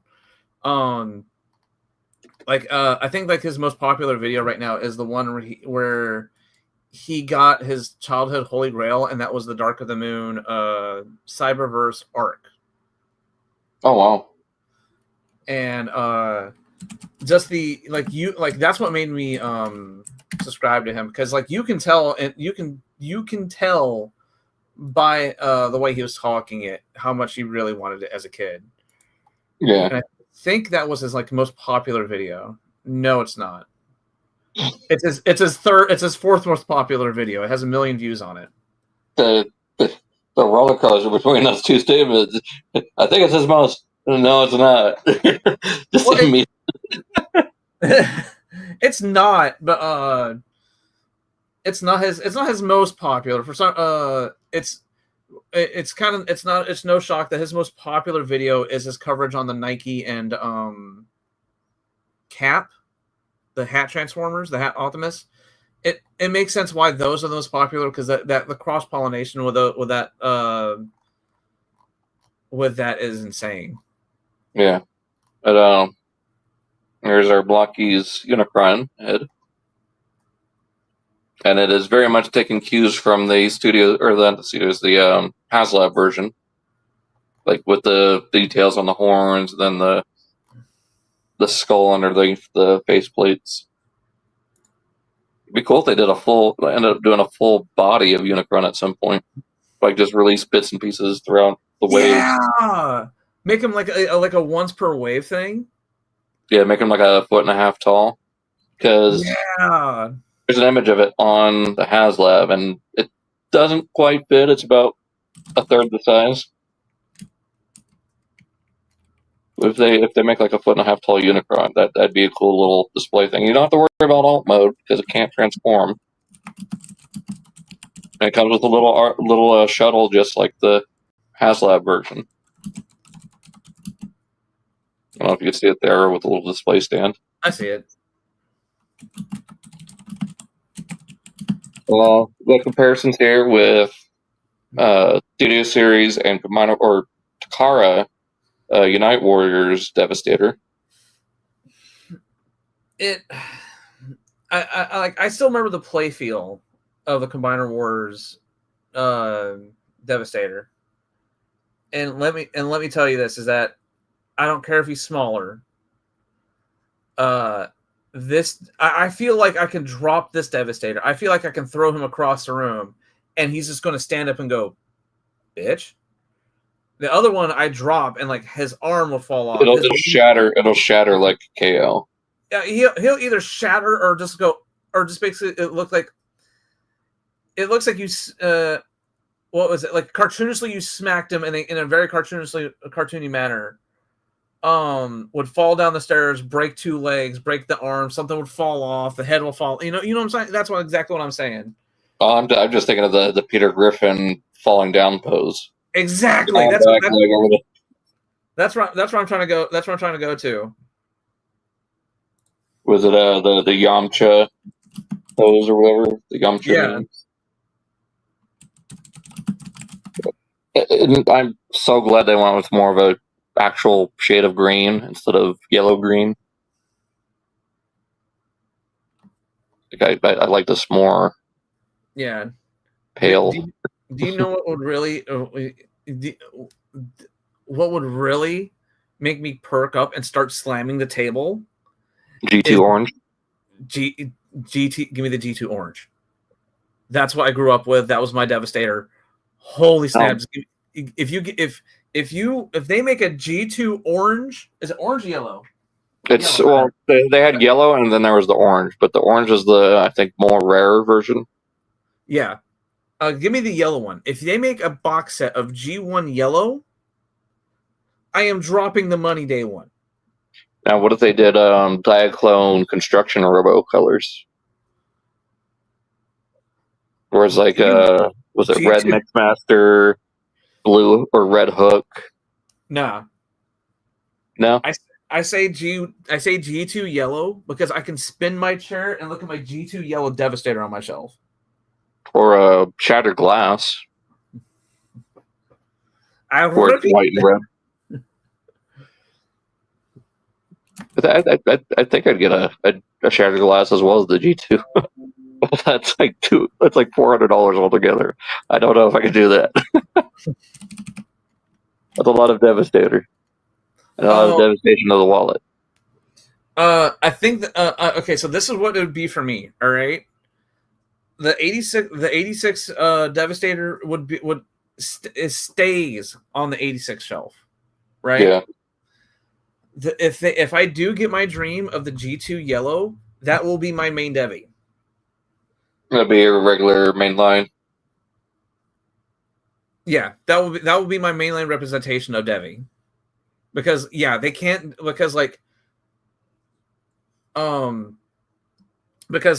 yes, that this is going to probably be the best Devastator ever that they make. Until they do it again in 10 to 15 years. Yeah. I mean, like, there's always room for improvement, right? But at the same time, we don't know, but it's hard for us to predict where are we going to be toy technology-wise in 10 to 15 years. And even if we are going to have toys in the future, like, just, kids aren't buying toys anymore. Well, it's not just kids are not really just buying toys anymore. It's also, someone sent out a study, and I kind of have to agree with it, is that toys haven't really refreshed in the past 10 years. We've seen the same stuff amongst the Hot Wheels are starting to look the same for the past 10 years. They're just cars. Yeah. That's why the tracks, that's why the play sets have gotten bigger and more elaborate. Transformers, when the movies died off, started to kind of blend into each other from a common person's perspective. Well, I mean, because it's all just G1 again and again and again. Yeah, that's why. As much as I love it and want new versions of those characters, change it up. Keep doing what you're doing with Legacy. Give us more variety. That's why a lot of people clung. I can't say clung. That's why a lot of people, when the Movieverse came out, instantly went to the Movieverse. Not because of the designs, specifically, is because the designs were so just radical, out of nowhere. They were so different. They're eye-catching. That's why you see the movie Optimus side by side with G1 Optimus now. It's just because the design is so left field, but it still catches people's eyes. But to the main point here is that we're starting to see a repeat amongst a lot of franchises, and no one's doing anything different because, like, well, the G1 version sells, for parents.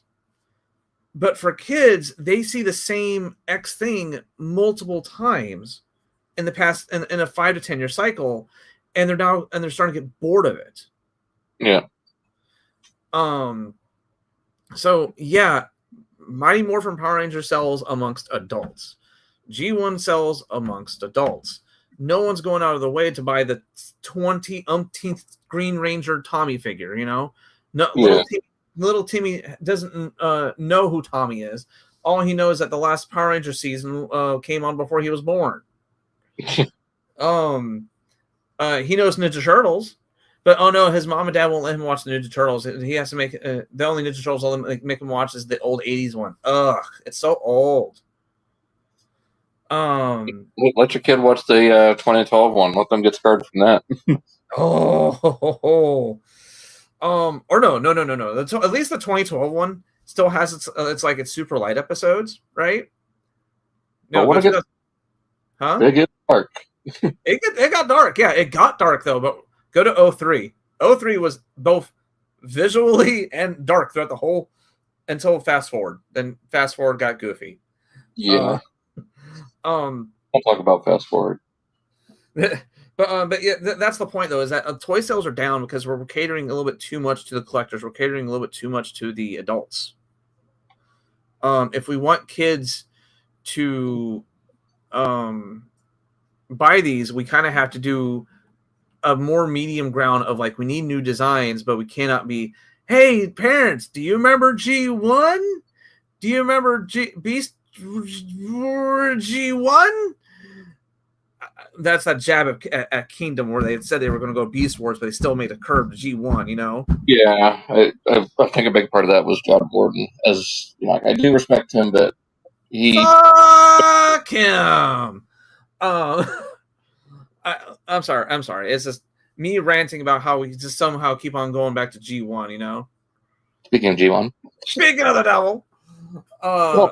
This is his first ever official toy. Is this Well, I think it was Sixo pointed out the Bumblebee isn't really a beetle. It has beetle-like elements, but it fits more that Mazda Familia that Bumper's supposed to be.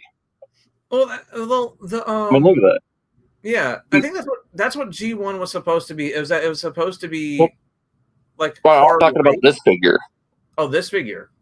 Like, that doesn't really look like a beetle. Yes, it has kind of a beetle-esque front end, but it looks more like the Mazda Familia, which is what Bumper was. Oh. So, but I think with Cliff Jumper, I think it'll have more of those Porsche elements. I hope. Hope he has the spoiler and then the, the more Porsche-like front end. But yeah, his first official figure, because the original one wasn't even intended to be released. It was just a mishap at the factory, and a lot of them got out. I can't wait for this head. So I was wrong. It wasn't for September 2nd. It was for September 22nd. So, but yeah, but still keep an eye out. It could move up at any time. Yeah. As we've seen just this past couple days with Big Bad Toy Store processing a lot of Wave 3 orders for Studio Series and Age of the Primes. And that pack, I saw that you had that 2-pack about the process too, of Snarl and Slag. Oh, okay, so what is it? So I got so I think hold on, were you just talking about that? I literally just blanked. But the Snarl and Slag 2-pack about the Church? Oh, no. Okay, so it wasn't just that. So Moi here got back-to-back emails about basically all of Wave 3 is about to drop. So Micronus, Onyx, Skydive, the last two aerial bots, G2 flipping Dinobots, Scavenger, all that. I was getting emails within like 15 minutes of each other. All saying that we were talking about this before the show. All of these emails were dropping, and it says they're going to process in the next couple of days. And some of those figures were slated for October, so I'm going to have to start canceling some figures because that's also like that is the majority of the wave. If not all of it. It's not all of it, but is the majority of it. Because I think the entirety of Wave 3 is going to be charging on Amazon here in the next 2 weeks for Age of the... Okay, to give you an idea, okay, so it gave me notice that Fireflight, my Skydive, and my Onyx are about to charge, right? All three of those were slated for November. Yeah. Nothing on Flatline yet because Flatline's part of that wave. Yeah, my Flatline still says October 3rd on Amazon, I think. Is that or September 29th? It's just a few days after all the others. Yeah. Same thing with my Cronus. Oh, that whole wave was supposed to be November. And part of me is like, do I cancel it? Because like I still want my primes. I still want my aerial bots. Yeah. I know bare minimum, if I cancel Onyx, Arc is going to kill me. Yeah.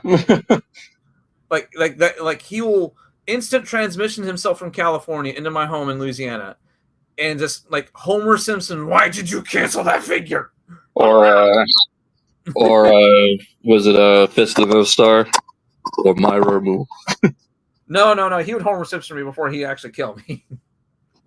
Now, are you talking Homer Simpson barging into Bart's room, or Homer Simpson just appearing in the bushes? No, we're talking about like he would pop into my room and pull a Homer Simpson strangling Bart, like the OG Simpsons, you know?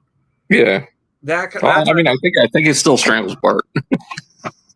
I haven't watched Simpsons in like 10+ years. Anyway. Or at least I haven't watched any episodes from the 10+ years. I've gone back and watched like the first couple of seasons multiple times.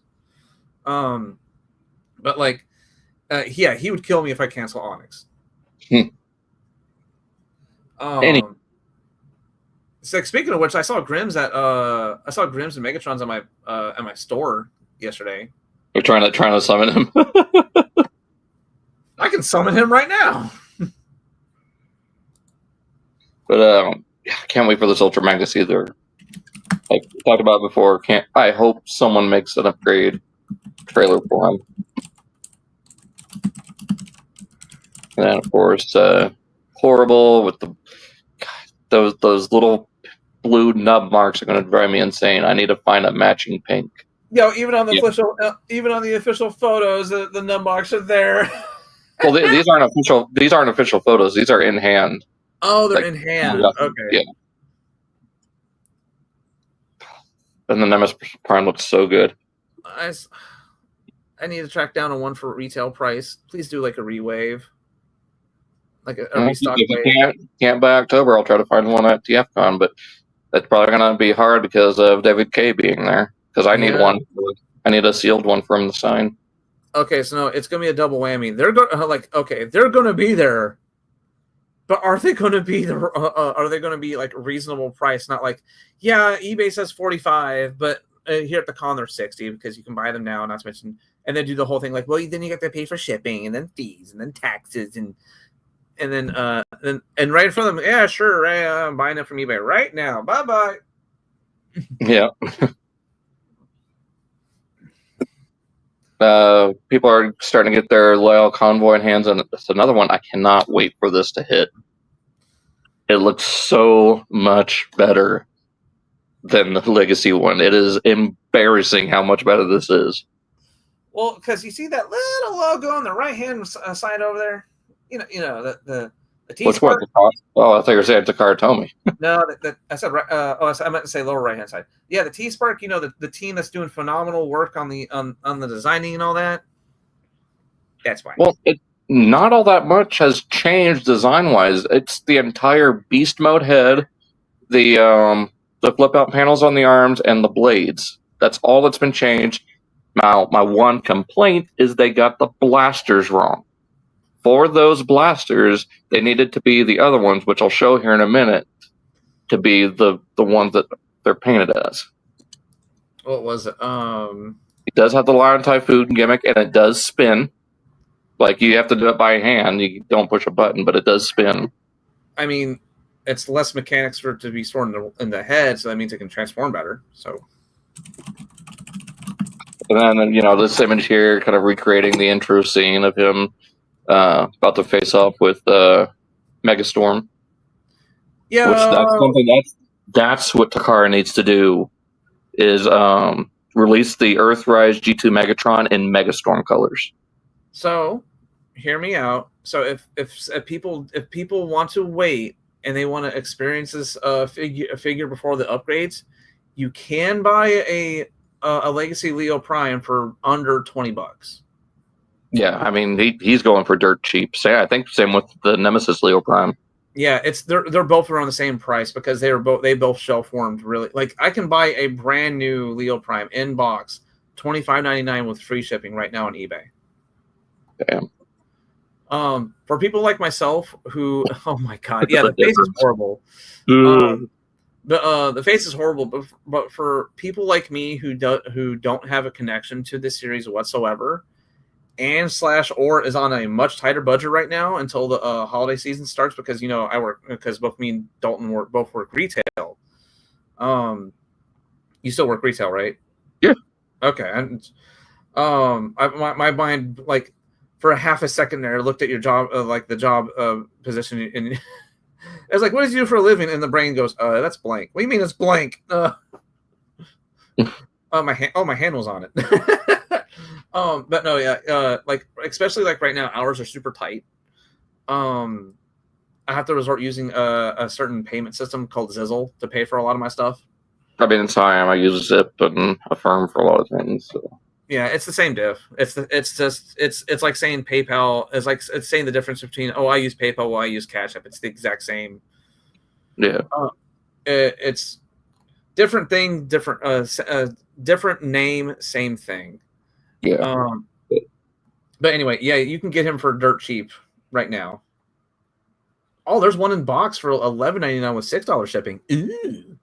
Yeah, it's a fun mold. It's just I don't know why Hasbro insists on going with these realistic beast modes. Like I know season 1, or the first wave toys did that with the original, but we have modern technology. We can go anime or cartoon accurate with the animal modes, and they will sell. We can I think like to approach them from their angle. I think it's because like a lot of people in the U.S. have never heard of Beast War. I'm even talking like just regular season 1 characters. Oh, then it's just them being goobers. Like the biggest one being Scorponok. Like the Kingdom Scorponok is creepy because of how realistic it is. The cartoon Scorponok is goofy. He's got eyebrows.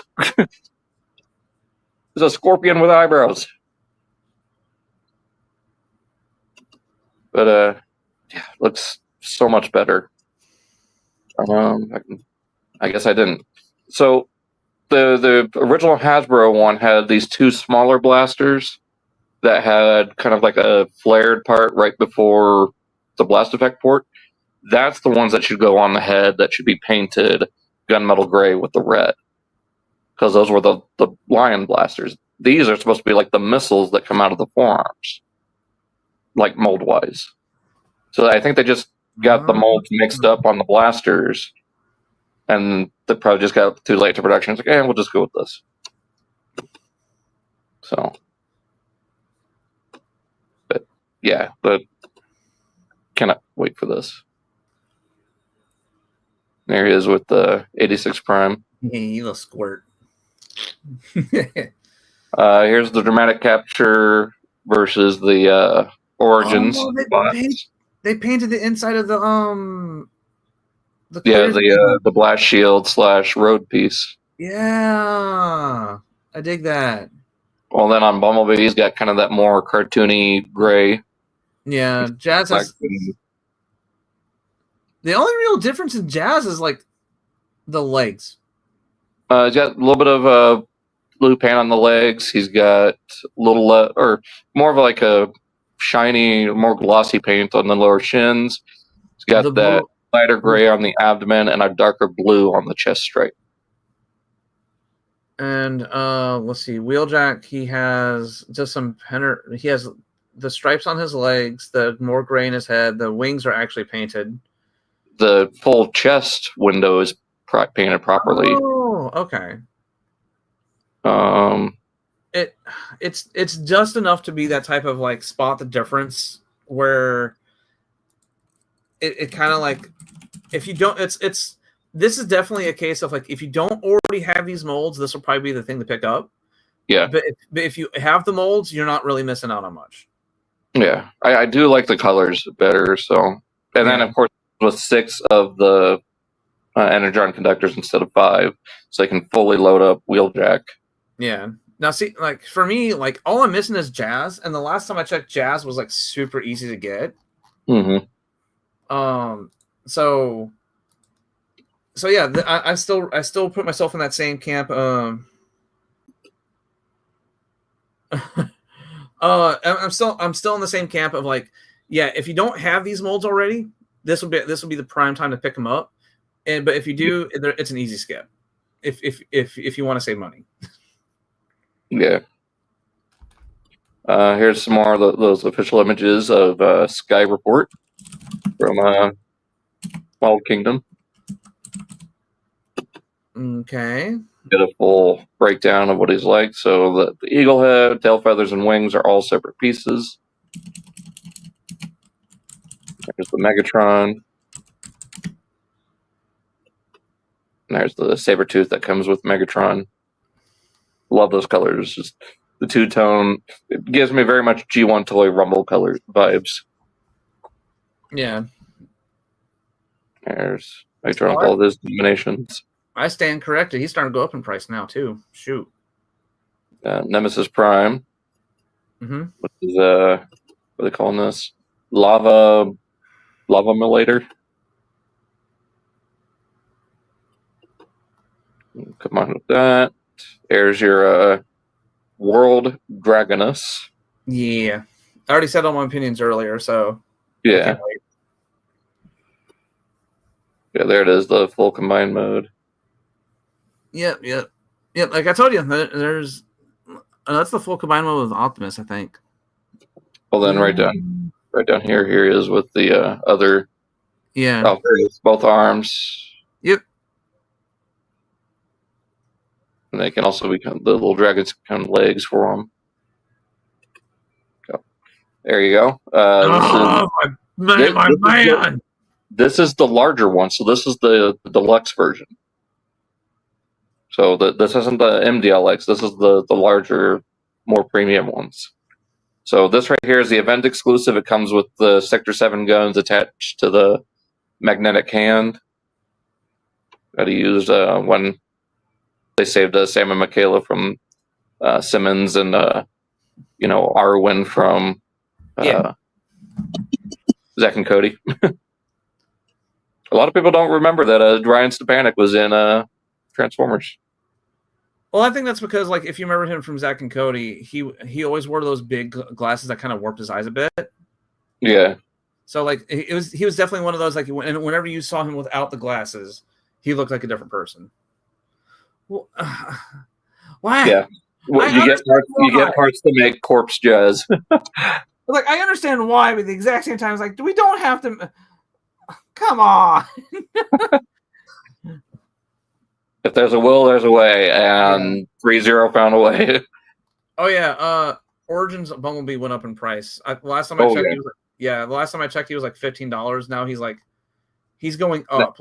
Now is that for the Legacy United one? Because there's a United one too that came out this year.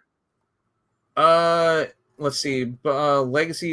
Legacy Autobot is at 55. Actually, hold on. I just typed in Transformers Autobot. Here, let's type in Legacy United Origin Bumblebee. Oh, there's not a space. Good. No, he's going for like $50. Jeez. The Buzzworthy Bumblebee one is the one that's going for like 40. So yeah, the re-release just hurt his price. He went up after the re-release came out. Yay! Oh, that's because the Legacy United one was part of the. Oh no, that was part of. No, never mind. That's a different one. But yeah, it hurt the prices. Jeez. Yeah. These have both been popping up recently at Walmart computer listings. So we got 86 Cyclonus, 86 Sunstreaker, and Shockwave. I really hope Shockwave's at least slightly retooled from the Siege version. Like, give him smoother details, release him just as he is as a Voyager, call it good. Cyclonus, I think you can just get away with just a recolor of the Kingdom one because that mold is so good as is. Don't you think? Is it what? The Cyclonus, just recolor the Kingdom mold to fit the animation model. Oh yeah, like because the mold's already so good.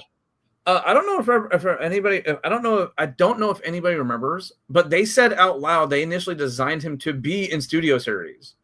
But I did the same with Galvatron too. Yeah, they both designed him to be in Studio Series, but the Studio Series at the time was so jam packed with other things. That's why they kind of felt out of place in Kingdom, is because like the only other place they had to put him was in Kingdom. Yeah. Now, so yeah, just give them, especially like redo the plastic, because I think everybody's OG's Cyclonuses are yellowing right now, including mine. A little bit. I mean, well, this doesn't have that champagne color like the Kingdom one has. It's going to be that pink. But Sunstreaker, I would love a new mold. Like, I'm tired of that Wheeljack-ish mold. Yeah, we're due for a refresh. We're due for a new one. I mean, hopefully it's new. To be fair, a lot of the molds that they have been using for 86, they have been making the right choices to make new ones and then when to just refresh old ones. Yeah. Like Earthrise Prowls would be a good example of like just refresh it, make it opaque plastic instead of clear, and you're good. Yeah, maybe change the head to look more like the Siege one. Yeah. Because I like the Siege head better. Yeah. Of course, listings for Skywarp we know is coming because we got Thundercracker. I mean, Astro Train. I hope with Astro Train he gets just some slight retooling. Yeah, I think we've already talked about this one. And then, of course, Wind Charger we've already seen. Same with Thundercracker. Yeah. So. But I'm just using these images as placeholders so you know what's what. These are just confirmations of the leaked listings that we got a couple weeks ago. Yeah, other than, again, Thundercracker and Wind Charger, because they're out. They'll be probably going up for pre-order anytime now. Yeah, I mean, like the seekers are like cockroaches. Once you see one, you know the other ones are on the way. Yeah, of course, Leader Soundwave, who needs to be a new mold. He needs a new mold. Damn it. Yeah, I mean, like we got. I mean, like a good example is like Frenzy and Rubble are both new molds, and they thankfully since they released them separately, we actually have their pile drivers. Yep. And that was the smarter move. But we need Laserbeak and Ravage to be their own molds.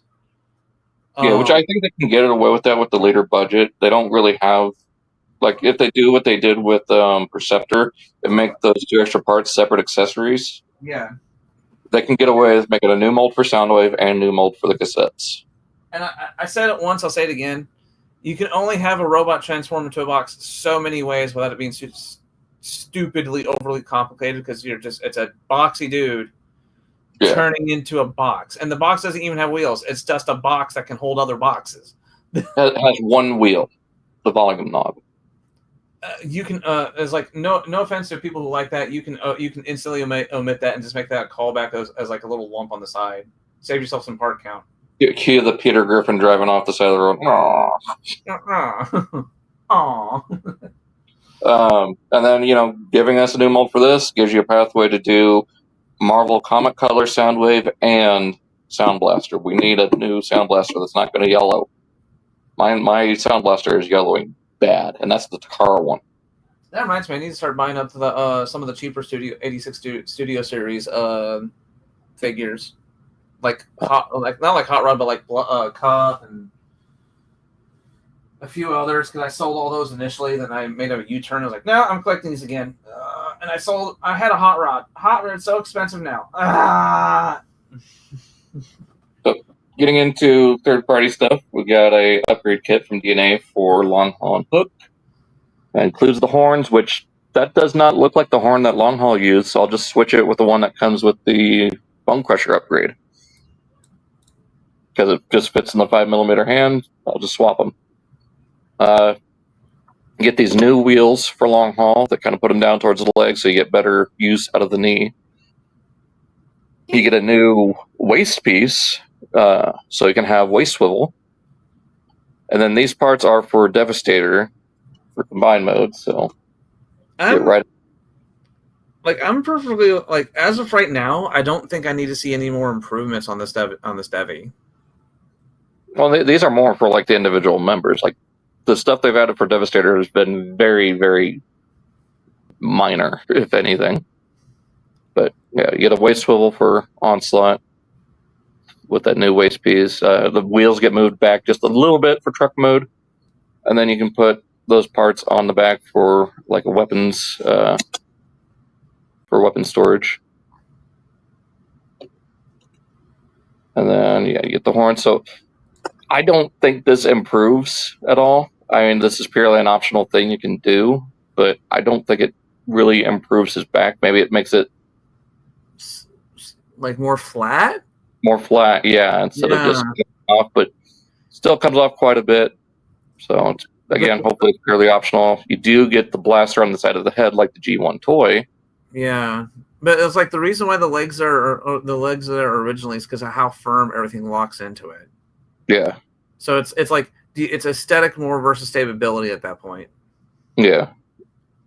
There he is with the horn. So you know, have their trumpets. Did a teaser for Prima Prime. So if you don't want to fork out the money for all the Chai Studios parts, it looks like they're going to get a cape, a proper Star Saber blade, and a Covenant of Primus style head. He might have a shield. I think that's what this is right here. But until they actually show it, it's pure speculation because they still haven't shown off their Megatronus set yet. And of course, another Prime. They're doing a massive one for Star Optimus with a giant sword. So I'm guessing it's supposed to also be the Star Saber because it looks more like the Prime Star Saber. So interested to see what they do. Maybe light up eyes, I'm guessing.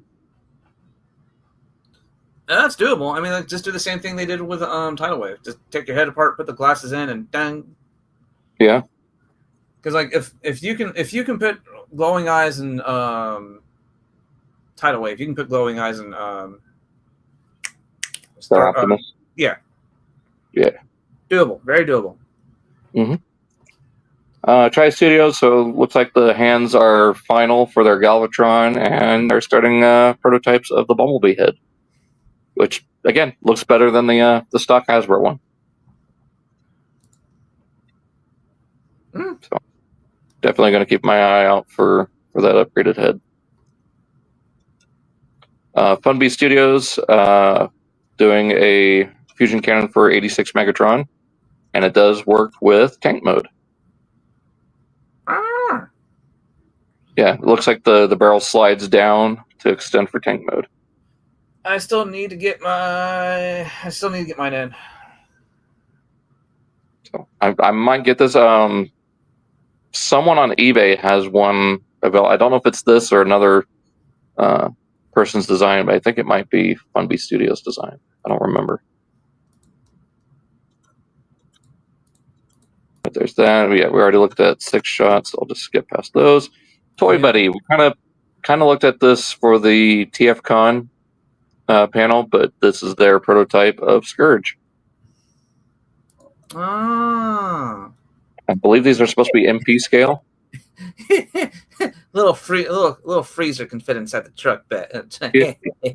He comes with a sweep. A sweep? That's canonically what those little guys are called in the movie. They're sweeps. The what? Yeah, all those little freezers and all that look like Bionicle villains. Yeah. Oh, that's their faction. Oh. Is the sweeps and the Scorponauts. And there's the Rise of the Beast Bumblebee. Also, I think MP scale or larger.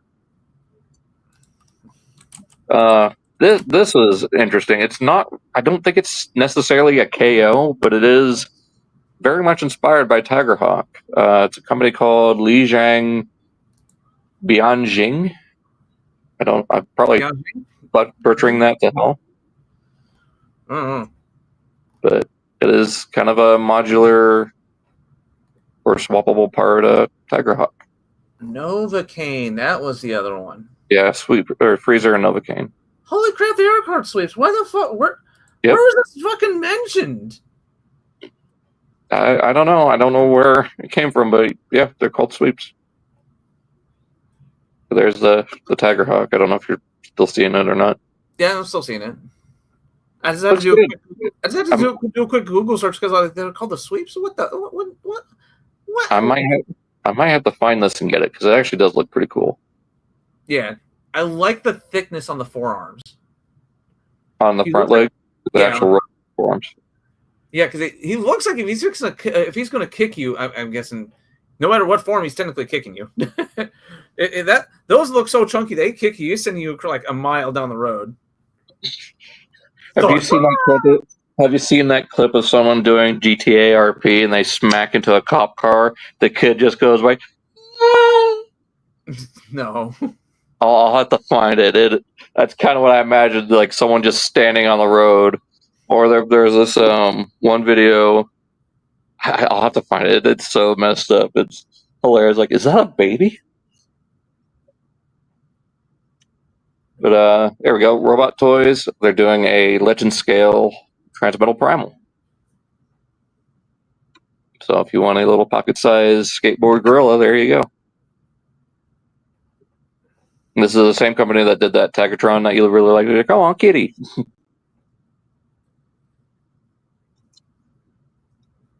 So might have to pick this up now too. Transmetals are some of the coolest designs in Beast Wars. They are. Showing this again. This is the MD005 KO of Optimus. Just some better pictures of it. It is available now on AliExpress, like $30. I think it ships within the next couple weeks. Like you'll get it within the next couple weeks when you order it. So I am very, very tempted to go ahead and get this.